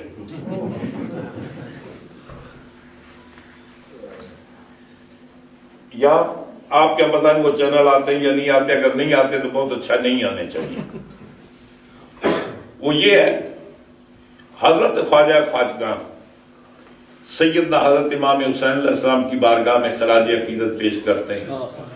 فرماتے ہیں شاہ است حسین، بادشاہ است حسین. فرماتے ہیں کہ حسین وہ شاہ ہیں، حکمران ہیں. پھر سوچتے نہیں بادشاہ کی شاہ کی کوئی ویلیو نہیں. امام کا مقام بڑا رفع والا ہے، امام اس سے ماورا ہے. پھر کہتے ہیں بادشاہ است حسین، وہ شاہ نہیں بلکہ شاہ گر ہیں، شاہ بنانے والے. سوچنے لگے یہ بھی کوئی بات نہیں، یہ تو اور بھی دنیا میں کئی گزرے، بادشاہ بھی گزرے، بادشاہ بنانے والے بھی گزرے. یہ بھی امام پاک کی عظمت اجاگر نہیں ہوتی. فرماتے دین است حسین، بلکہ حسین دین کا نام ہے. کہتے نہیں پھر بھی نہیں دین پناہ است حسین. تو دین ہی نہیں بلکہ دین کو پناہ دینے والے کا نام حسین ہے. حسین یقیناً سرکار کے بیٹے ہیں، نواسہ رسول ہیں. لیکن اگر آپ کے وجود کی تعبیر کی جائے تو امام عالی مقام کی تعبیر دین ہے، دین کا نام حسین ہے. اب سوچتے ہیں کہ ایک شخص وہ دین کیسے ہو سکتا ہے جی؟ سرکار کی طرز عمل ہمیں بتاتا ہے جی. سرکار دو عالم صلی اللہ علیہ وسلم نماز پڑھ رہے ہیں، نماز کی حالت میں حسنین کریمین تشریف لاتے ہیں، آپ کی پشت پر سوار ہو جاتے ہیں. حضور نے فرمایا کہ نماز اگر پڑھاؤ نا امام تو اس کو یہ کرنا چاہیے وہ 3 سے 7 تسبیحیں پڑھنی چاہیے. 3 بہتر ہے، بہو اگر زیادہ ذوق ہو تو 7، اس سے زیادہ نہیں. حضور فرماتے ہیں نماز کے اندر بوڑھے بھی ہوتے ہیں، نماز کے اندر مسافر بھی ہوتے ہیں، نماز کے اندر دودھ پلانے والی عورتیں بھی آتی ہیں. تو لہذا امام صاحب کو نماز مختصر پڑھانی چاہیے، اتنی لمبی نہ پڑھائیں کہ مقتدیوں پر، مریضوں پر، مسافروں پر بوجھ گزرے. اب حضور کی تعلیمات تو یہ، سرکار نے 70 2 72 مرتبے تسبیح پڑھی، سر نہیں اٹھایا. صحابہ کرام سوچتے ہیں پتہ نہیں خدا نہ کرے کو وحی کا نزول ہو رہا ہے یا سرکار کا کو آخری وقت آ گیا. جب کافی دیر کے بعد حضور نماز سے فارغ ہوئے تو صحابہ کا عرض کرتے ہیں یا رسول اللہ کو وحی نازل ہو رہی تھی یا کیا معاملہ تھا؟ آج آپ نے غیر معمولی طور پر بہت زیادہ تسبیحیں پڑھی. حضور نے فرمایا کہ اصل حسین میرے کاندھے پر بیٹھ گیا تھا، مجھے اذن الہی ہوا کہ محبوب سر نہیں اٹھانا،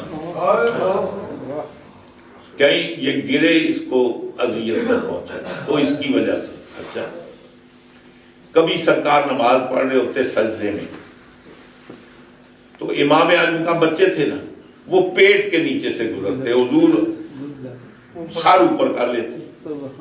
پھر سجدے میں سر رکھتے، وہ ادھر جاتے، ایک تسبیح پڑھتے، پھر ادھر سے پھر پیٹ کے نیچے گرتے، حضور پھر سر اوپر کر لیتے. یعنی مصطفیٰ کا سجدہ بھی قسطوں میں ہوتا تھا، قسطوں میں سجدے ہو رہے ہیں.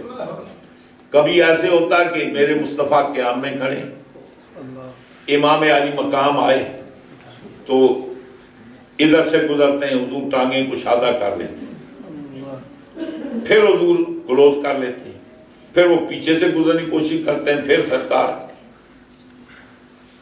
اس کا مطلب حضور جنگاں اڑ کے نہیں کھڑے ہوتے ہیں.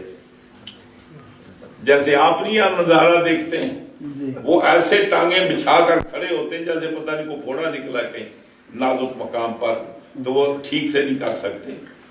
سنت طریقہ یہ ہے کہ نارمل جیسے آدمی کھڑا ہوتا ہے نا، بس نارمل، اب دو آدمی کھڑے ہو کر گفتگو کرتے ہیں، نارمل جیسے کھڑے ہوتے ہیں، اور جتنا فاصلہ آپ کے پاؤں میں ہوتا ہے نماز میں بھی اتنا ہی ہونا چاہیے. اس لیے کہ نماز میں توجہ اللہ کرنی ہے، پاؤں کی طرف توجہ نہیں کرنی کہ آپ نے ان کو کتنا پھیلانا اور کتنا سکیڑنا. معلوم یہ ہوا کہ اگر یہ پوزیشن ہوتی نا جو آج کل ہم دیکھتے ہیں جی، تو پھر حضور کو ٹانگیں کشادہ کرنے کی ضرورت نہیں تھی، وہ بچہ تو ویسے ہی آسانی کے ساتھ گزر سکتا ہے. حضور نماز کے اندر آپ کا لحاظ کرتے. اب ہم ایک سوال کرتے ہیں، کل وہ کوشچن آنسر میں بھی ایک جواب میں نے عرض کیا تھا. امام صاحب نماز پڑھتے بھول جاتے ہیں جی، تراویح پڑھ رہے ہیں، قرآن میں بھول گئے، پیچھے ایک آدمی آیا وضو کیا، اس نے وہی سے امام صاحب کو لقمہ دیا، لیکن ابھی وہ نماز میں شامل نہیں ہوا جی. امام صاحب نے لقمہ قبول کر لیا، امام صاحب کی بھی گئی اور جتنے پیچھے ان کی بھی گئی. لیکن نماز کے اندر اگر کوئی مقتدی لقمہ دیتا ہے، وہ امام صاحب بار بار بھولیں، بار بار لقمہ دے، نماز میں کوئی حرج نہیں پڑتا ہے جی. اس لیے کوئی ان کی نماز کا پارٹ ہے، وہ ان کی مقتدی امام کی نماز کا حصہ ہے، وہ پارٹ ہے اس کا. اب ہم سرکار سے پوچھتے ہیں، یا رسول اللہ، آپ نے ہمیں جو مسائل بتائے وہ اور ہیں، آپ نماز کی حالت میں کبھی تسبیح زیادہ کرتے ہیں، کبھی سر اوپر اٹھاتے ہیں، پیٹ کو اوپر کرتے ہیں، کبھی نیچے کرتے ہیں، کبھی ٹانگ کو کشادہ کرتے ہیں، کبھی نیچے کرتے ہیں. تو جو نماز میں نماز کا پارٹ نہیں ہے اس کا لحاظ کرنا، یہ تو ہمیں آپ نے فرمایا کہ نماز ہی ٹوٹ جاتی ہے. تو آپ تو یہ سب کچھ کرتے رہے. سرکار کا عمل یہ بتاتا ہے کہ کملے تجھے کیا پتا، حسین دین کا نام ہے، حسین نماز کا نام ہے. اور یہ جو آپ تشہد نہیں پڑھتے، اللہم صلی علی محمد وعلی آل محمد، یہ جو آپ درود پڑھتے آل محمد، تو یہ نماز کا پارٹ ہے یا نہیں؟ تو میرے خواجہ کہتے ہیں کہ دین است حسین. یہ کس نے سمجھا کہ حسین کسی اور چیز کا نام ہے؟ حسین کا دین کا نام ہے، بلکہ دین پناہ است حسین، دین کو پناہ دینے والے کا نام حسین ہے. آگے فرماتے ہیں سرداد نہ داد دست در دست یزید، آپ نے سر دے دیا لیکن یزید کے ہاتھ میں ہاتھ نہیں دیا. حقا کے بنا لا الہ است حسین، یہاں تک کہ لا الہ کی بنیاد حسین بن. اور یہیں سے ملا جی کو تکلیف ہوتی ہے. وہ بنیاد کیسے میں بتاتا ہوں. جب یزید کا دور آیا، دین کی بنیادیں ہل گئیں، نمازوں کی پرواہ نہیں، حلال حرام کی پرواہ نہیں، جائز ناجائز کے پیمانے بدل گئے. جب دین بلیا میٹ ہو رہا تھا، دین کی بنیادیں منہدم ہو رہی تھی، تو امام علی مقام نے میدان کربلا میں جا کر اپنی قربانی دے کر، خاندان کی قربانی دے کر، پھر اس دین کی ہلتی ہوئی بنیادوں کو دوبارہ استوار کیا. یہی مولوی جی جن کو حسین پر تو اعتراض ہے لیکن سرکار غوث پاک کے بارے میں بیان نہیں کرتی کہ آپ کا لقب مخی الدین یا محی الدین ہے. آپ کا لقب کب ہوا کہ آپ ایک دفعہ جنگل میں جا رہے، ایک آدمی دیکھا بڑا کمزور ہے، بڑا نحیف ہے، بڑا نزار ہے، اٹھ نہیں سکتا. اس نے کہا عبد القادر مجھے سہارا دینا. آپ نے جو ہی اس کا ہاتھ پکڑا، تنو مند بالکل موٹا تازہ ٹھیک ٹھاک ہو گیا. ہاں فرماتے تو بڑا کمزور تھا، تو بڑا نحیف و نزار تھا، ہل جل نہیں سکتا تھا، یہ میرے ہاتھ لگتے ہی تو سینڈو بن گیا جناب، باڈی بلڈر بن گیا، وجہ کیا ہے؟ تو اس نے کہا کہ عبد القادر میں تیرے باپ کا دین ہوں، یہ تیرے ہاتھ لگنے سے تو نے مجھے دین کو دوری زندگی عطا فرمائی ہے، نشت ثانیہ عطا فرمائی. تو اب یہ کر رہا تھا اللہ والے کون ہوتے ہیں؟ یہ دین کی زندگی ہوتے ہیں، دین کو زندگی بخشنے والے ہوتے ہیں، دین کی بنیادوں کو مضبوط کرنے والے ہوتے ہیں. یہ خواجہ نے ہندوستان میں کیا کیا جی؟ تو عرض یہ کر رہا تھا کہ میرے خواجہ کو یہ مقام کیسے ملا؟ کیونکہ اصل ولایت کے والی اور منبع حضور مولا کائنات ہیں، حسنین کریمین ہیں، ان کی تعریف و توصیف سے آپ نے یہ کمال حاصل کیا. دوسری جگہ آپ کی بات ارشاد فرماتے ہیں، آپ ہی کی ربائی ہے. خواجہ صاحب امام علی مقام کی بارگاہ میں خراج عقیدت پیش کرتے ہوئے لکھتے ہیں، مولانا آپ کی توجہ کے لیے آپ فرماتے ہیں کارے کے حسین اختیار کر دی.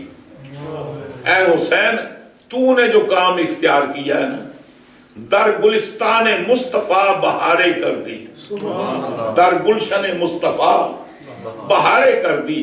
حسین تو نے وہ کام کیا ہے کہ وہ جو مصطفیٰ کا گلشن خزاں کی نظر ہو رہا تھا، دوبارہ تو نے اس کے اندر بہارے پیدا کر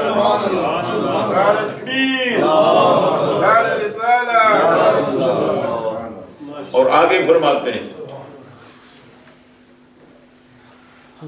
فرماتے ہیں از ہیچ پیمبران نہ آمدی کار. فرماتے ہیں از ہیچ پیمبران نہ آمدی کار. کہتے ہیں کہ حسین میں نے آدم علیہ السلام سے لے کر انبیاء کرام کی زندگیوں کو دیکھا ہے، لیکن جو کام تو نے کیا ہے نا، یہ کام مجھے نبیوں کی زندگی میں بھی نظر نہیں آتا. نبیوں کا مقام اپنا ہے، عرفہ و اعلیٰ ہے. سرکار کی زندگی میں 1.25 لاکھ مسلمان ہوئے، خواجہ نے 90 لاکھ کو مسلمان کیا. تو یہ سرکار ہی کا دین ہے نا، سرکار کی برکت ہے. یہ مطلب نہیں کہ سرکار سے بڑھ گئے. تو فرمایا کہ انبیاء کرام کی زندگی میں تاریخ ہمیں نہیں بتاتی، جو قربانی حسین تم نے دی ہے، پورے کا پورا خاندان ذبح کرا دیا، یہ کام تو ہمیں نبی کی زندگی میں نظر نہیں آتا. از ہیچ پیمبران آمدی کار. کہتے ہیں کسی پیغمبر کی زندگی میں یہ کام نہیں ہے. واللہ ہے حسین آکارے کر دی. اللہ کی قسم حسین تو نے وہ کام کیا کہ جو ہمیں نبیوں کی زندگی میں کام نظر نہیں آتا. یہ امام علی مقام نے کمال کیسے حاصل کیا میرے خواجہ نے؟ یہ ان کے وہ کہتے ہیں نا، آپ کا ایک شعر ہے، آپ فرماتے ہیں دل بگیر دامن سلطان اولیاء. خواجہ صاحب کہتے ہیں اے دل بگیر دامن، اے دل بگیر دامن سلطان اولیاء، اے دل بگیر دامن سلطان اولیاء، یعنی حسین ابن علی جان اولیاء. فرماتے ہیں دل، وہ جو سارے ولیوں کا سلطان ہے، اس کا دامن پکڑ لے. اور جان وہ سلطان ہی نہیں بلکہ سارے ولیوں کی جان ہے. اور ایک ربائی مولا کائنات کی بارگاہ میں عرض کرتے ہیں، حضور مولا کائنات، آج کل ناسبی کو بڑا دور ہے، مولا کا یہ خواجہ صاحب کا کلام پیش کر رہا ہوں. فرماتے ہیں، کہتے ہیں اوصاف علی با گفتگو ممکن نیست. کہتے ہیں کہ علی کے اوصاف کو گفتگو میں بیان ہی نہیں کیا جا سکتا، ممکن ہی نہیں ہے. کیسے؟ گنجائش سے باہر در سبو ممکن نیست. جیسے کہ سمندر کو ہم ایک پیالے میں نہیں جمع کر سکتے، اسی طریقے سے مولا کائنات کی تعریف و توصیف وہ ہم سے ممکن ہی نہیں ہے. آگے فرماتے ہیں تعریف تو وہ کرے جو ان کی ذات کو جان سکے جی، جو ان کو پہچان سکے جی۔ فرماتے ہیں من ذات علی را بواجبی کہہ دانا، کہتے ہیں کہ میں ذات علی کو جیسا کہ ان کا جاننا ضروری ہے میں کیسے جان سکتا ہوں، مجھے تو کوئی علم نہیں ان کا۔ من ذات علی را بواجبی کہہ دانم، میں کما حق کو حضرت علی کی ذات کو کیسے جان سکتا ہوں۔ اللہ دانم کہ مثل او ممکن نیست، میں تو صرف یہ جانتا ہوں کہ علی جیسا دوسرا ہو ہی نہیں سکتا، علی کی مثل ممکن نہیں ہے۔ فرماتے ہیں اللہ دانم کے مثل او ممکن نیست، میں تو یہ جانتا ہوں کہ علی کی مثل ممکن نہیں ہے۔ تو عرض یہ کر رہا تھا کہ میرے خواجہ خواجگاہ حضرت خواجہ معین الدین چشتی اجمیری، یہ نام ہے ہندوستان کے راجہ کا۔ حسین یہ خواجہ نام ہے ہند الولی، ہندوستان کا تنہا ولی وارث کا نام ہے۔ فرماتے ہیں خواجہ نام ہے عطا رسول کا، وہ جو اللہ نے ہندوستان والوں کو عطیہ عطا فرمایا اللہ کے نبی نے، اس کا نام معین الدین ہے۔ فرمایا کہ وہ جو اللہ اور اللہ کے نبی نے ہندوستان والوں پر انعام کیا ہے، اس نعمت کا نام معین الدین چشتی ہے۔ حضرت خواجہ خواجگاہ طویل زندگی گزارنے کے بعد، میرے مصطفیٰ کے گلشن اسلام کو ہرا کرنے کے بعد، اسلام کی بہاریں پھیلانے کے بعد، زندگی کے 90 سال یا 107 سال تک زندگی گزارنے کے بعد پھر اللہ تعالیٰ کی بارگاہ میں پہنچے، اور آج بھی آپ کا فیضان ہے۔ بر صغیر کی واحد قبر ہے کہ جہاں مسلمانوں کی تعداد کم ہوتی ہے، ہندوؤں کی زیادہ ہوتی ہے۔ زندگی میں بھی جس طریقے سے آپ نے ہندوؤں کو باغ و بہار کیا، ہلکا بگوش اسلام کیا، اب بھی جا کر وہاں دیکھیں تو وہاں یہ ہوتا ہے کہ آج ہندو بھی آتے ہیں، ہندو عورتیں بھی آتی ہیں، مسلمان بھی آتے ہیں، وہ بھی یہ سمجھتے ہیں کہ یہ مسلمانوں کی عظیم ہستی ہے کہ جنہوں نے پورے ہندوستان کو، اور چنانچہ بعض کہنے والے کہتے ہیں کہ ہم نے بر صغیر میں جا کر چند قبروں کو حکومت کرتے دیکھا ہے۔ بعض جگہ تو زندے حکومت کرتے ہیں نا، ہم نے بر صغیر میں جا کر قبروں کو حکومت کرتے دیکھا ہے۔ وہ ہندوستان کے راجہ خواجہ معین الدین چشتی اجمیری رضی اللہ تعالیٰ عنہ ہیں، جن کی بارگاہ میں ہم نے اختصار کے ساتھ کچھ گزارشات پیش کی ہیں، اور بیعت کے فلسفے پر بھی میں نے عرض کیا کہ یہ بیعت کیوں ضروری ہے، اور یہ اولیاء اللہ کو یہ مقام روحانی کیسے حاصل ہوتا ہے، اس پر بھی میں نے تفصیل گفتگو کی ہے، اور اس کی ابتدائی گفتگو جمعرات میں گزر چکی ہے۔ اس کے اختتام کے لیے میں نے یہ ساری باتیں کی ہیں، اب وقت کافی ہو گیا، اسی پہ اکتفا کرتے ہیں۔ اللہ اپنے حبیب کے صدقے آپ کا تشریف لانا، میرا حاضر ہونا، ہماری اس کوشش کو اللہ تعالیٰ اپنی بارگاہ میں قبول فرمائے کہ ہم نے یہ اپنا وقت اللہ کے ایک مقبول بندے کی یاد میں گزارا ہے۔ اللہ تعالیٰ اس ذکر و فکر کو ہمارے لیے ذریعہ آخرت بنائے، ہمارے گناہوں کا اللہ تعالیٰ کفارہ بنائے، اور اللہ تعالیٰ ہمیں انہی بزرگوں کے نقش قدم پر گامزن، ان کے عقیدے پر، ان کے مشن پر اللہ تعالیٰ ہمیں گامزن فرمائے، قائم و دائم فرمائے۔ اب تو جاتے ہیں محفل سے امیر، پھر ملیں گے اگر خدا لایا۔